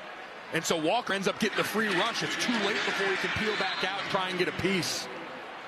And that's part of the difficulty when you've got so many guys up the line of scrimmage, identifying who's most dangerous in protection and making your decisions. Cade Hensley looking to double the West Virginia lead from 37. At the end of a 14-play, 56-yard drive, West Virginia, they're seeing Colorado get within a field goal, is able to put up 3. You paid it off with points. You responded after back-to-back drives that ended in turnovers for Scotty Fox Jr., who, like we said, got involved in the ground game in a way that was a little more varied. Some of it designed quarterback runs, some of it part of the read option. Took a couple of shots downfield, but they were safer, right? They were out towards the sideline where you could air that ball over. They end up drawing the pass interference penalty that helps put them down within range. And now their defense has a chance to sort of catch their breath after being handed some bad field position opportunities. They've got a call for Juju to Amarion Miller, though. I mean, that looks like the winning combination so far. It does, and especially it's one thing. When you got like Coach Jr., I'm fine letting it ride good on good, but we've seen now when Jordan Scruggs goes in to spell him, you might have to think about putting a safety over the top, having an extra set of eyes on him, because that relationship right now is lucrative for Colorado. Nate Flower with the boots. Gibson from his 6. Bounces off a hip, trying to stay on his feet, and churning near the 30. Let's go down to Jared. Guys, Juju Lewis didn't just pop onto the scene. For those in the greater Atlanta area, they've known for quite some time. I spoke to his personal quarterback coach, Ron Beal, who's been working with him since he's been 7 years old. I asked him when he knew he was special. He said, at an under 10 tournament back in the day, Lewis made an unbelievable throw, looking off a safety, and threw an absolute seed for a touchdown. People, he said, underestimate the work ethic for Juju Lewis and how serious he is about the game. But Beal told me that he's very competitive and doesn't like to look foolish. He may make the game look easy, but he wants to play the game the right way, fellas. Thank you, Jared. Leaves the pocket here against a 3-man rush. Stopping that progression and lives to see 2nd down. He blossomed. He grew into the Georgia Player of the Year last year.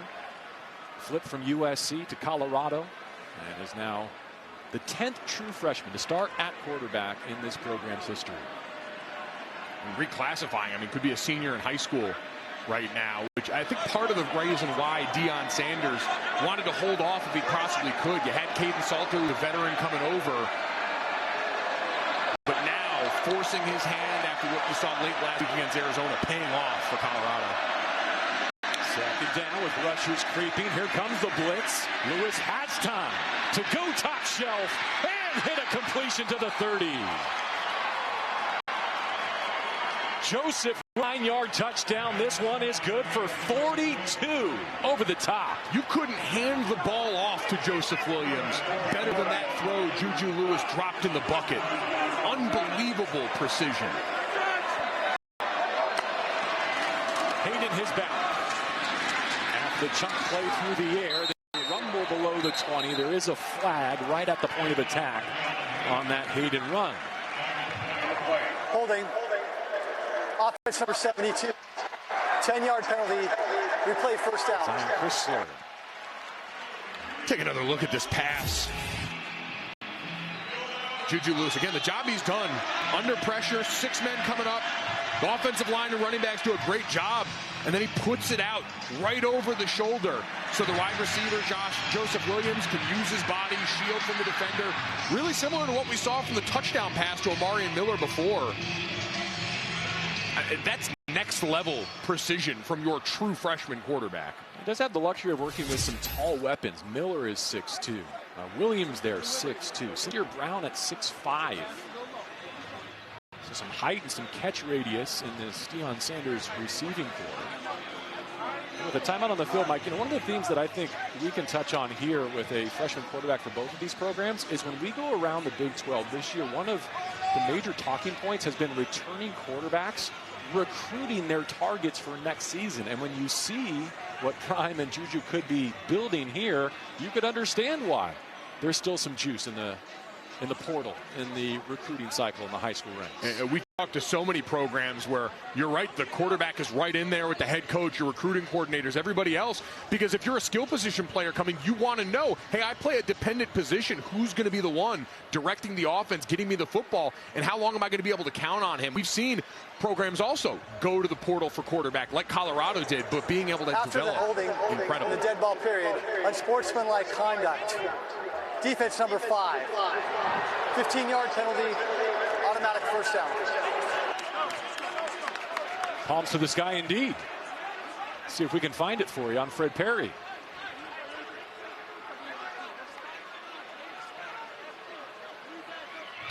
We're told it's for language, nothing visible that we can spot for you. So that more than gets the Buffs right back on track. Looking to capture the lead here for the first time today. Now, Lewis has 7 passes for at least 15 yards, 5 for 20 plus. So he's attacking vertically. And his first start as a Buff. That's Draylen Miller in motion at the snap. 4 Mountaineers coming after him. They roll the pocket to his onside. They take 3 on a short completion to the 20. He does a great job keeping his eyes downfield on all these reps. Even when he's got to break out of the pocket, even when there's pressure, most young quarterbacks, once they see that flash of color in front of them, they're going to drop their eyes. They're going to start to run around and get their bearings. He's been very aware of where all his weapons are in the progression.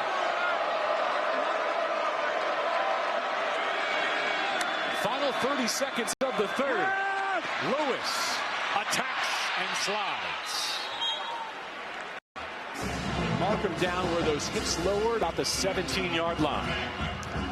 And Deion says, let's take this to the final frame. After 2 embarrassing losses, Prime said he was well aware of what the issues were and that he would get them fixed. One of the solutions, Julian Lewis, trying to guide a fourth quarter comeback. The third quarter. You're watching Big 12 football on TNT Sports, presented by Dominate the dude in front. It's on. deep drop. Got it. Touchdown. He gave Miller a chance, and it's a Buff touchdown. They blitz it. Oh, they got there. It's blocked. He takes the handoff, and he is in. Just would not be denied. Arm tackles, keeps the feet chopping. Fox pulls. He flips, and the Mountaineers put it in the paint. Well, both these programs, they're depleted, they're scarred, but they're still fighting behind their freshman quarterbacks here in Week 11. CU and West Virginia. Let's go to the fourth. Raylan Miller the back for Juju Lewis. 4 plays, 53 yards on this possession. Looking for the go-ahead touchdown. 3rd down and 4. Into trouble. Incomplete. Fortunate it was not intercepted as he tried to fit it into Joseph Williams. Michael Coates Jr. in coverage as he has been throughout this afternoon. It's 4th down and the field goal unit is coming on for Colorado. Trying to throw that through the tight window. I don't think he anticipated Chris Filippo being there. Looked like he was coming on the blitz, thought they caught him with the snap count, and now forcing the field goal try. It'll be a 35-yard attempt for Alejandro Mata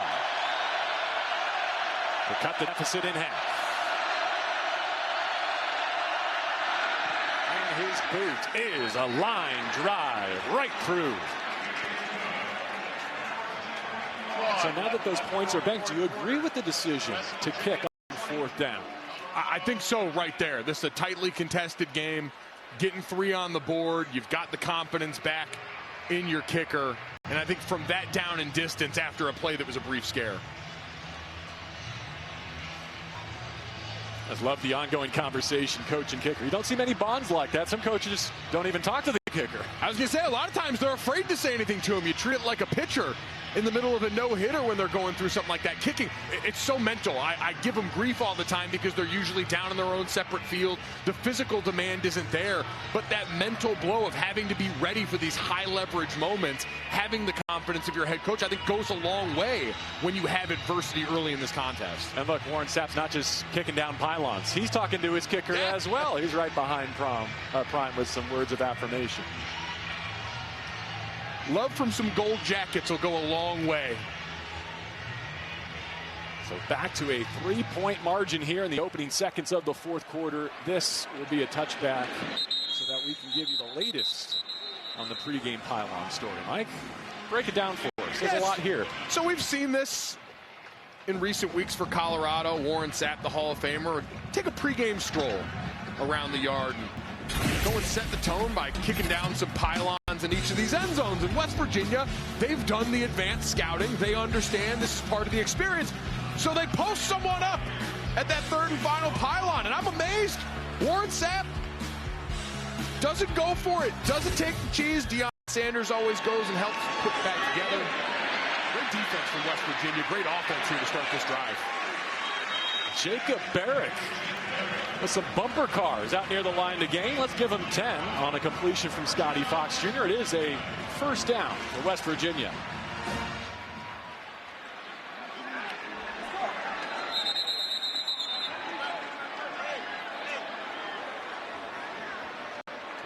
The stoppage. Previous play is under review for purposes of reviewing the line to gain. Let's see if he did get the line to gain.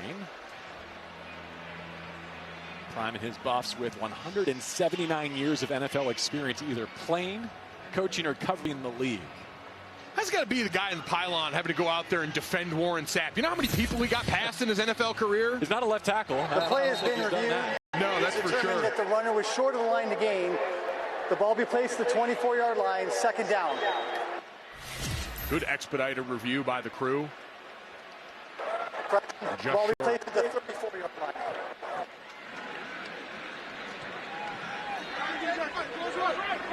Might get a coach translator on that one next time we're in studio with Lefko in the game. Just leave it to Lippy. Good crease. York Hubbard able to pick up that 1st down that Barrick left behind with a run for 7.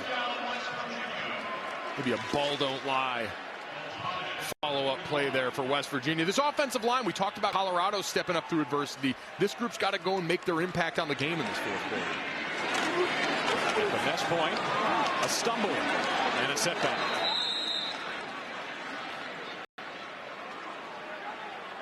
The way that looked, you're just thrilled the ball is still with your team, because a lot of times on those mesh read plays where the ball's in the belly of the running back, he's not sure if he's going to pull it. We see that hit the deck.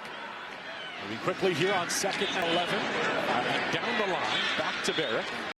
Came in with 4 catches on the season, has a couple on this drive. This is a critical third down for West Virginia as the momentum has flipped to Colorado. Here comes the blitz. Free runner and a throw complete, but well shy of the line to gain. Dior Hubbard on the catch as Fox knew he was hot off his left side. Able to get 3. It's 4th down, and he's heading to the sideline. West Virginia set up to punt here 2 minutes in the 4th quarter. As hot as this Colorado offense is, I understand that. You want to make them work the long field. The big plays have been the engine, but you got to give your defense a fighting chance right now, and that potential here just too far out of range to go for it on 4th down. Straw sends it away to Quanell Farrakhan with a fair catch above his 10. So you said right decision for Colorado to take the field goal. Lead here in the 4th quarter. One of the things he told us this week is that our shortcomings should not prevent West Virginia from playing hard every rep. For more on his competitive nature, here's Jerry. They've heard of the hard edge mentality. Well, they've gone back to old school ways here over the last couple of weeks, enduring a long losing streak. Coach Rodriguez instructing his coaching staff not on a Tuesday, a Wednesday, or a Saturday, where a guy loafing and doesn't get called out and addressed for doing so. How competitive is Coach Rodriguez? Well, he said he doesn't like to be around people in a non-competitive, who are non-competitive in a sports environment. In fact, he said, guys, he gave his wife not 1 but 2 concussions recently while playing pickleball. Guys, it was match point, of course, and they were by the kitchen, and he bumped her. If we're going to keep score, he said, don't you want to win? From the pickleball court with his spouse to now on game day with his Mountaineers, looking to stack wins for the first time this season. Tight quarters in the kitchen. You've always got to be careful. Glad the missus is okay. 2nd down and 10. Juju able to keep it alive and find a receiver. Up to the 20-yard line. Bring on Miller there. Looked like a couple opportunities for a holding flag, but I do not see any laundry. It's a clean rep by CU. And 3rd down upcoming. Been a few of those today. If that's how they're going to call it, then you have to adjust his players down on the field. Juju Lewis adjusting, keeping the ball in play. 3rd manageable. To the right side. And through to the 25. Dallin Hayden 1st down. The poise in the pocket been a story all day for Juju. Here's that 2nd down, and you see the pressure from Fred Perry coming up the field right there. And able to get up, work his way out through that seam to the right side and move the chains. Down 3 with a new 1st down. Can't find a target. Now he's going down. And to eat it back at the 15-yard line. Devin Grant, a senior, with a sack, -10. And this all because of some miscommunication among the wide receivers over on the left side of this formation. You saw Juju patting the ball because over here you're going to see multiple guys in the same area bunched up in the same spot. And so you've got all those West Virginia defenders clouding the picture for the freshman quarterback.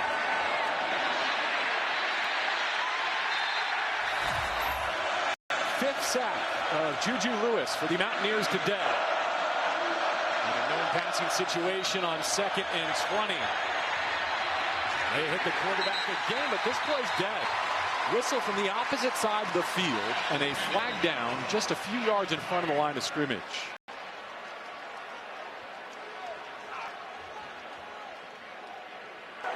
Prior to the play, false start, offense number 4. 5-yard penalty, replay 2nd down. That's Miller out on the perimeter. Remains 2nd down. One of the big play sources all day, that connection with him and Julian Lewis growing. And the Siege getting a little antsy there. Ever so much. 6 catches, 130 yards, the touchdown. But he backs his offense up even farther. 2nd down and forever. And Miller's got nowhere to go.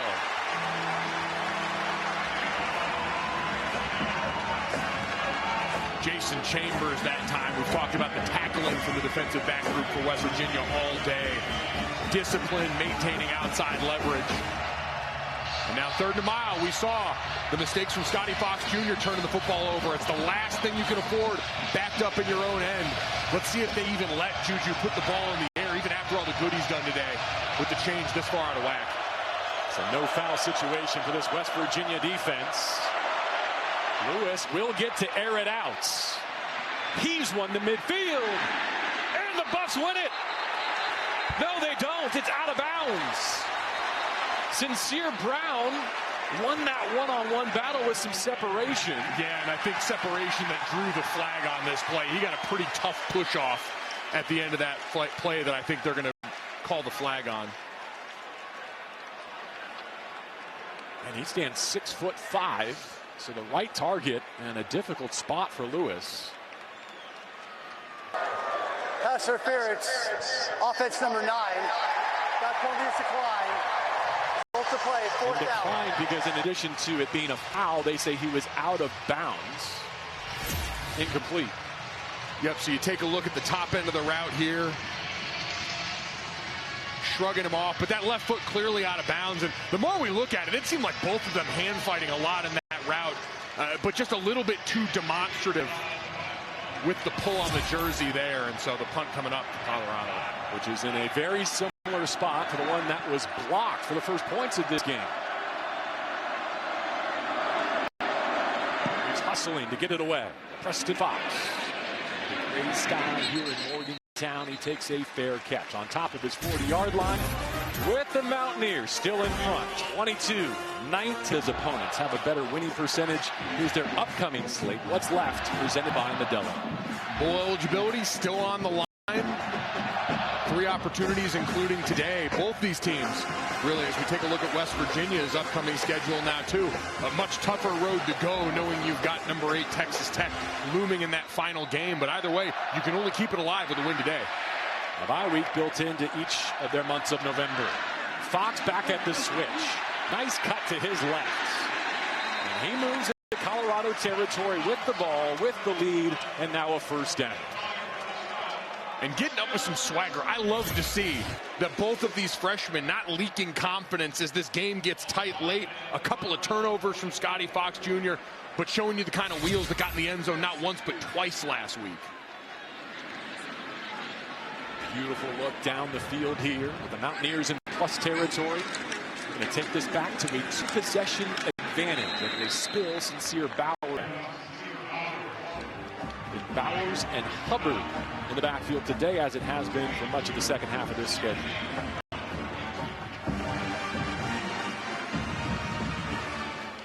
Four-minute mode here, meaning are you shortening the game here for Rich Rodriguez?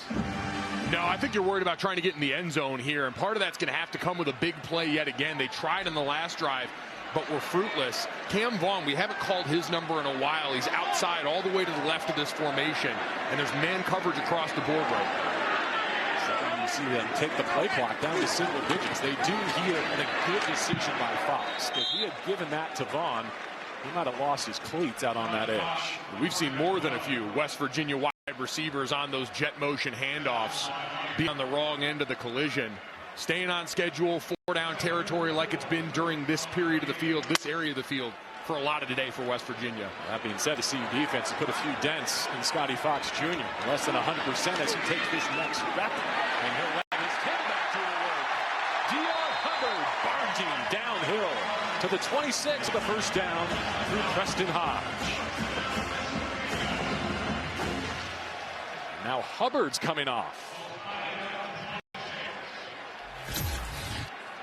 Takes a helmet to his thigh there, but you go back. Scotty Fox putting his foot in the ground and taking that shot there. Hubbard coming up a little sore after this last one, but you see the respect for the quarterback run there. Defender coming back across the formation, trying to stick with the quarterback and honor it there, opens up a seam.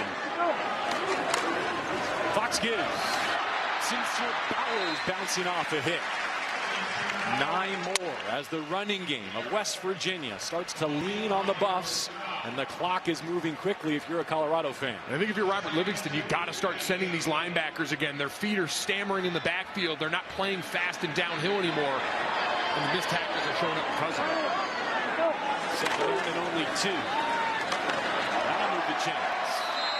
Bowers, the sophomore, for a new set of downs at the 14-yard line. Arden Walker wrapped him up. This West Virginia offensive line starting to show off. Big Nick Cray on the backside, number 52. Washing down the left side of that defensive line for Colorado as they get some fresh bodies on the field. Completely overhauled offensive line here in Morgantown with the change of coaching staff. Their top 9 from last year gone. Doing the dirty work in front of Fox in this rushing attack. 7th play of the drive. It's lasted more than 3 minutes. Bowers riding the surge, and he gets a nice ovation in Pushkar Stadium. Steve Slayton talked about it with Jared before. The best condition team. That's part of being a tempo team. When Brian Kelly first got to Notre Dame, we were a tempo offense, and the training camp was brutal. And then you got to game action, and everything slowed down, and all of a sudden you saw defenders, hands on their hips, starting to breathe heavy. And I think that's what you're seeing towards the end of this drive. The extra push from West Virginia up front, because this defensive group from Colorado has been challenged by that tempo in this rushing attack all day. And they take the play clock to single digits. It's hard for that snap. Sincere Bowers. Not this time. Can Colorado hold West Virginia to a field goal try, or maybe even get a red zone takeaway? Give Lewis a chance to go get a winning touchdown in crunch time. And I think because of the time left on the clock, this is 4-down territory to me. You kick a field goal, you're still only up 1 possession, and you incentivize aggression. You're up 6. Going for that touchdown is all they've got as the time winds down. I think you've got 2 downs to get to the 4 here, knowing you get a first down inside the 5-yard line. Through that 6-point lead, known as the trickiest in college football. Jones is back. Was it enough?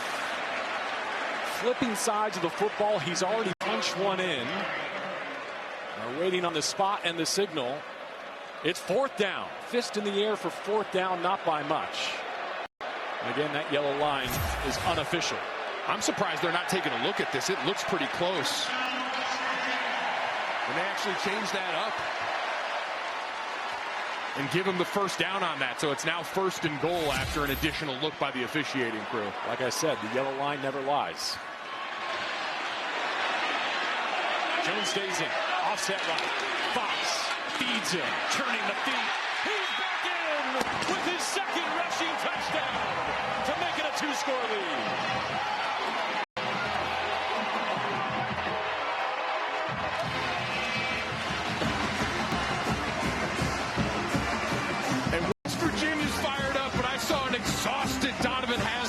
Walking over and getting ready for the extra point. A long drive and sort of pay that off with 6 the way they did. Once again, going back to your secret weapon. The bandit turned back, Curtis Jones Jr. punching it in from the doorstep.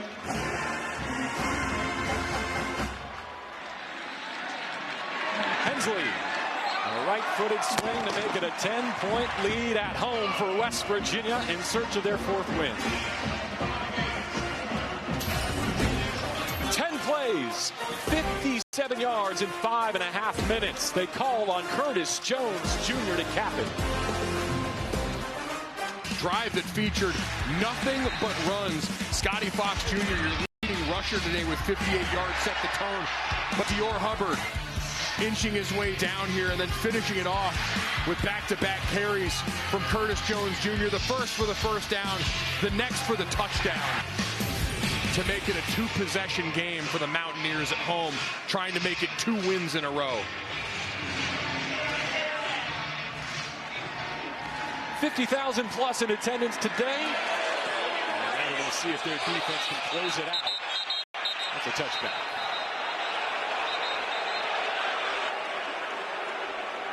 Sneak Sincere Brown back there, it looked like, to get a kick return. West Virginia doesn't like it, but it's Game Julian clock Lewis back to work. Set the game clock to 4:15. Just a clock adjustment there. Now he's chasing 10 points. And we saw in the last drive, I mentioned that 3rd and a mile play where they actually did let Julian Lewis turn the ball loose downfield, try and make a play. Now you pop the governor off this thing. 4:15 left, down 10 points. You got to go. But West Virginia going to be eyeing those big plays. Let's see how aggressive Zach Alley and this defense are willing to be, knowing how successful Juju in this passing attack have been pushing the ball downfield. The freshman is 17 of 29, as you saw, just shy of 250 passing. Able to find a safety valve in Atkins. That's not good for any yardage, and it's stealing precious seconds.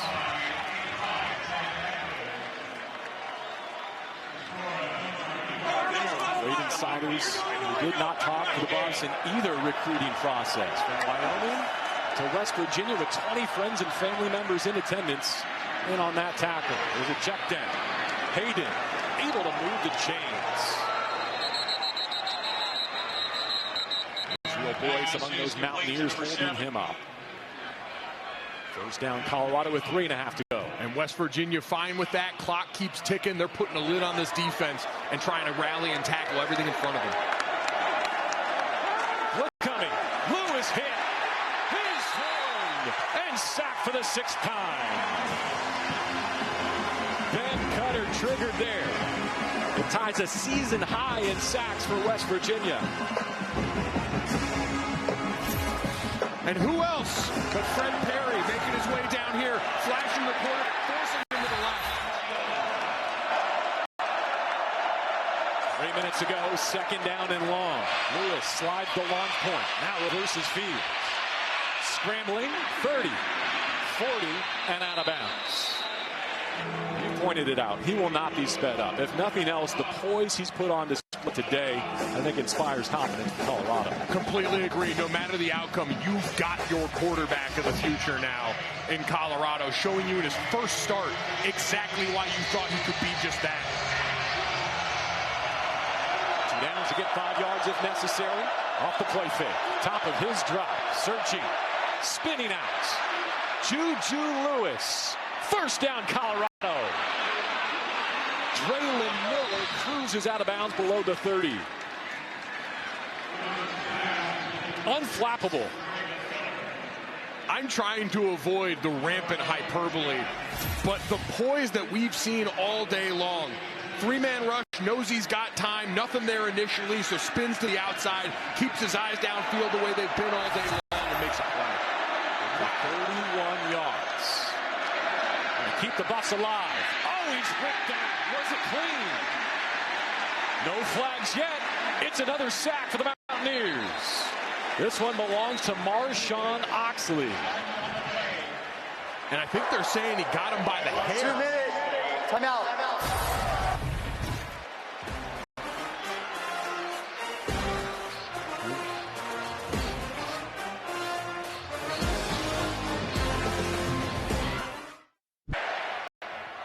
Mike, these are the remnants of West Virginia's 7th sack of Julian Lewis. You're going to see here reaching out and getting him by the locks coming out of the back of the helmet. Completely legal. I'm sure very painful. And the 7th sack of the day for Zach Alley's defense. Incredible. 2 minutes ago. 2nd down, 19. Lewis bounces. Extending plays for all 4 quarters of this contest. He finds Atkins late at the sideline. And now comes down to 4th down. Beg your pardon, 3rd down. 3rd down and 9 left. But like you were leading to, got all 4 downs here. Do or die at this point for the Buffs. Their quarterback keeping him in it. Down in and down out. Blitz from the linebacker level. Picked up initially. Oh, a pass to the perimeter. Miller's got it. And a first down. Juju Lewis playing point guard. I think he's short. I think he came up just short of that. It's going to be 4th down and 1. You see right here, again, the play from Lewis. Sneaking out to the side. Making an unbelievable play. Just a brutal spot by Draylon Miller. Got to be able to get the first down. He's looking right at it, too. Runs right over the top of it. Putting this comeback in jeopardy. It is Miller next to Lewis. 4th down, gotta have it. And some redemption there. He and the Buffs can exhale.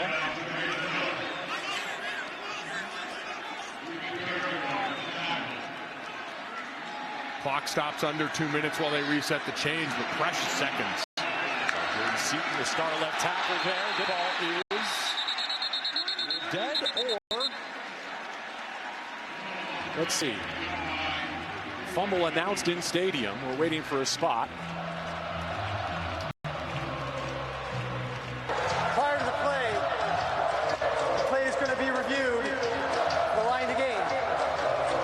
So before this snap, they're reviewing the 4th down pickup for Colorado. Boy, bailed him out on that one. One of the most fortunately timed reviews of the day. The call on the field again, 1st down, so they've got to see enough to overturn that. Great look right here.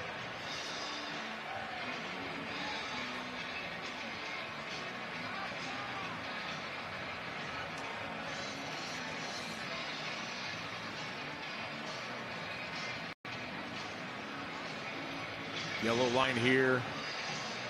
And I think we saw from that other shot, the knees stayed off the ground long enough.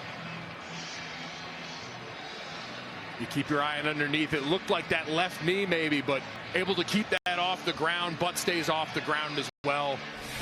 Well past it where he lands. So that left knee with the bandage was able to hover off the turf? From what I just saw, it looked like it absolutely stayed off the ground there. And then we saw the rest of his body landed well past the 1st down marker. So this should be a quick review and a 1st down for Colorado in the red zone. And so, Mike, they're down 10, so 2 possessions. How critical to score to get this touchdown while preserving all 3 of your timeouts for defense? Massive. Here's another great look from our camera crew. And keep an eye on that left knee. And you described, hovers above the ground. Same with the right knee.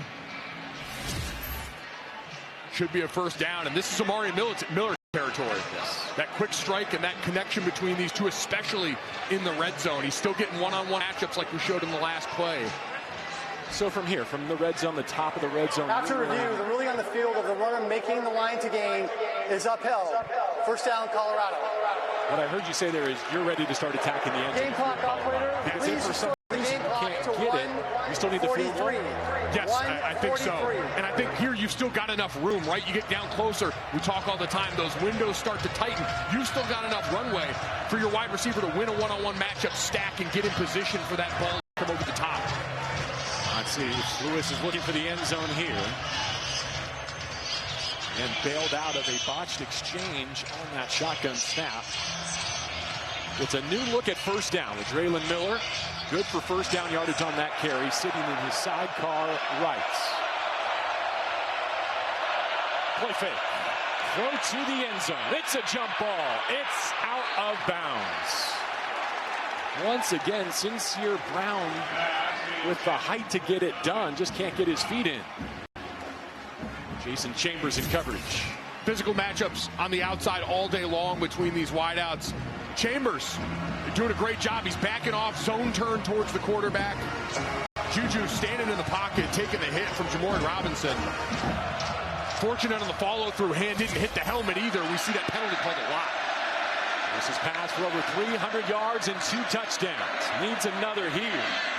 Miller. Not much. Not much accomplished there. They'll reset for 3rd down. -3 on that throw to the sideline. And we've seen on this drive down in the red zone, they've made sure to have safety help over the top. KK Tarnu has been the safety on the field side toward Amari and Miller, even in that one-on-one matchup with Michael Coates Jr.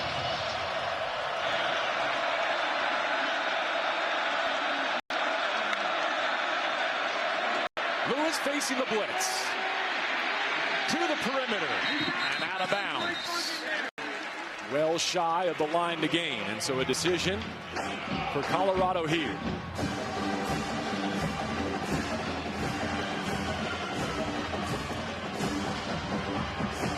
This looks like offense all the way going. Yeah, a little surprised by this, considering how far you have to go. It'd be one thing if it's 4th and short and a great opportunity, but you're down 10. Oh no, and they have to spend a timeout too to get there. First charge that timeout. Could be costly. Colorado. That's massive. I don't know if it was indecision on the sideline over what to do, but really costly.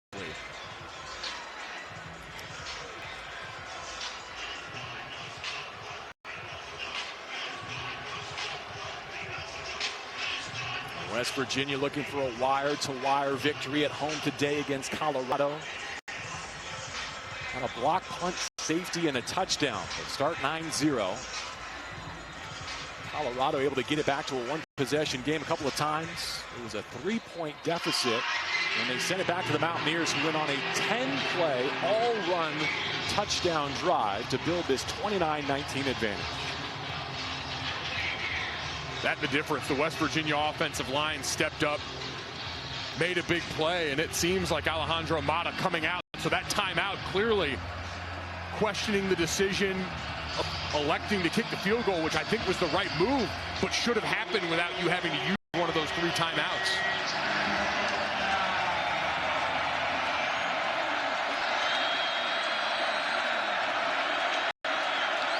With 1:21 to go, down 2 possessions, a 38-yard Mata try. And he got it. Able to swerve it inside that right upright. And so now West Virginia's lead is a touchdown with 76 seconds to go. But having to use a timeout to get there, Mike, how does that change Colorado's strategy here as they're desperate to get the football back one more time? Yeah, massive. You can only stop the clock 2 more times now because you're south of that 2-minute timeout. Not having that as the backdrop to this completely changes it. So again, the right decision, I think, there, considering how backed up you were to take the 3 points being down 10, but needed to be made. Now there's no error here. So West Virginia will look to close this out and get their 2nd consecutive win for the first time this season. If they can get possession and pick up a first down before they turn their attention to Tempe next week, we'll be there with them here on TNT Sports. Colorado heading into its bye week next.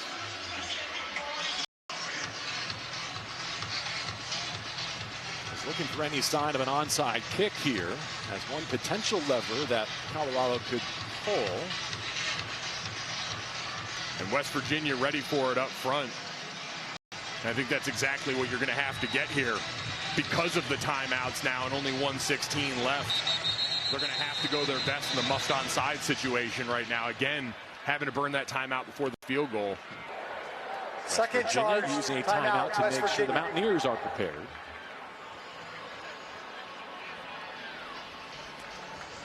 Coming up, it is the Big 12 college football post game presented by Geico. Adam Lefkoe, Champ Bailey, Takeo Spikes, and Victor Cruz. All suited up, ready to go. We got the second part of Champ's interview with Prime still to come after this contest.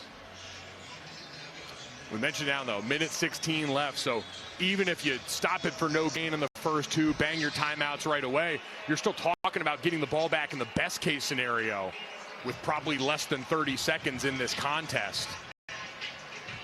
So you got to sell out here for the onside and see if you can make a play. West Virginia, the hands team on. Fox, the deep man. Buck Buchanan, the senior from Longview, Texas, handles the kickoff responsibilities for Colorado. Straight ahead, into the pile. And the Mountaineers for Colorado. Straight ahead, into the pile. And the Mountaineers covered up.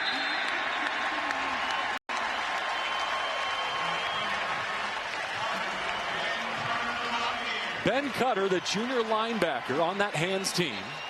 And now the West Virginia Mountaineers are 1:15 away from their 4th victory.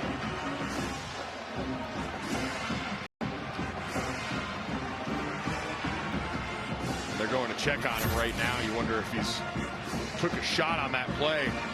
Going for the scramble kick up the middle. And gets landed on there at the end of the play. I wonder if that's maybe what they're taking a look at. By the way, to be a linebacker on the hands team, you got to be a bad dude. That's usually offensive player territory. It's so right in the middle of it, able to make that tough play and field that one.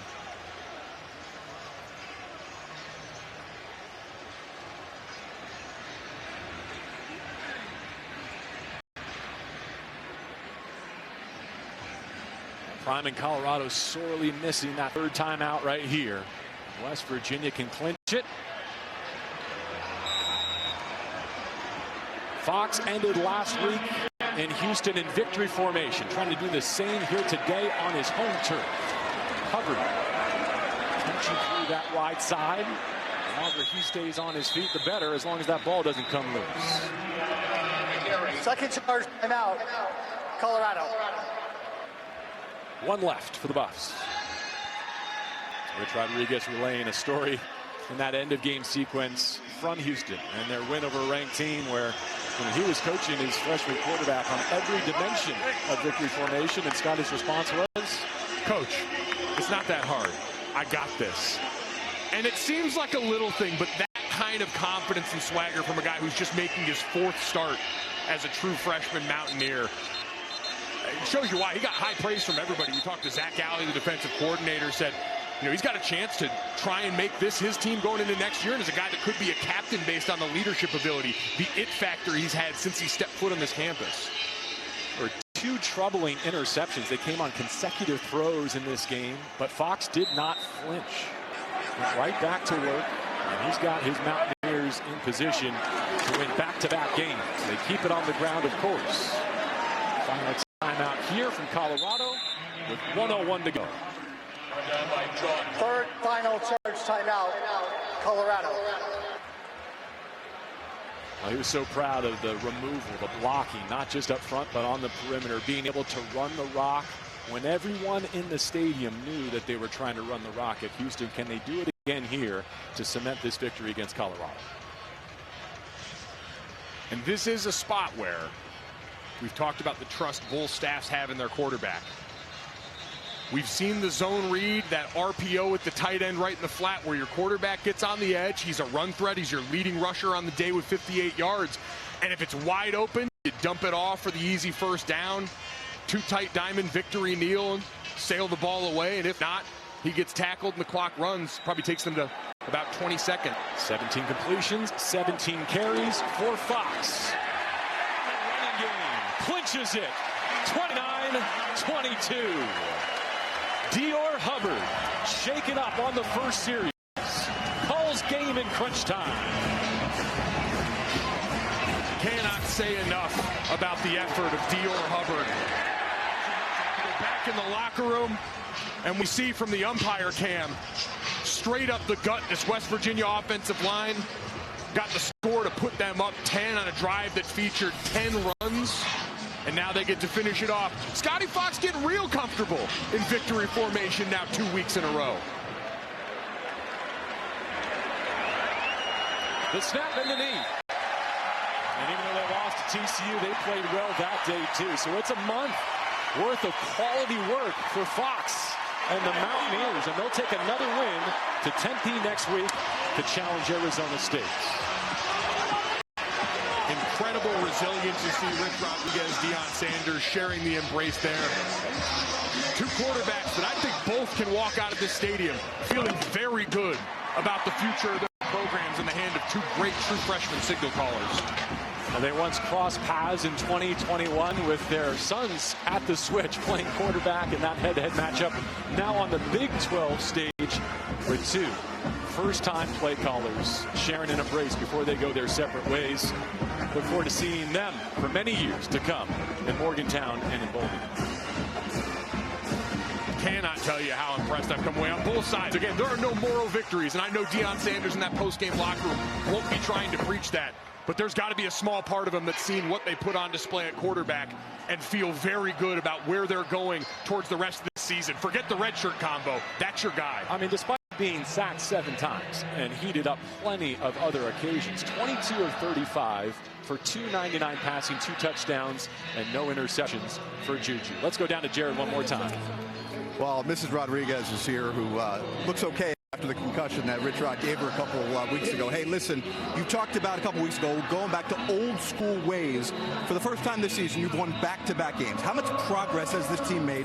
Yeah, sorry, lost my voice, a little sick, but our guys kept playing. We got a lot of work to do. We didn't really play great today, but they stay engaged. Our crowd was terrific, and the future's going to be bright.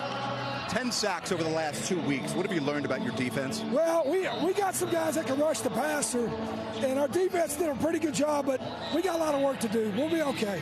You went out of your way to talk to Juju Lewis after his first career start. Why was that so important for you to talk to him? I thought he played phenomenal. As a true freshman, we got a true freshman. Both those young guys did a great job, I thought. What'd you think of Scotty Fox after throwing those 2 critical interceptions, bouncing back? He's a great competitor. He's always engaged in the game.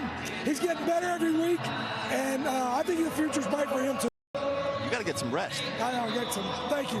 Coach Rodriguez, appreciate it. Guys, back to you. And maybe some warmer weather when we get together in Tempe next week. We said it a couple of times, but there is snow expected in the forecast here, perhaps as soon as Monday. You know what? Easy to feel good. Rain, snow, or shine with the quality of quarterbacking here in West Virginia and the quality of play from this football team under Rich Rodriguez.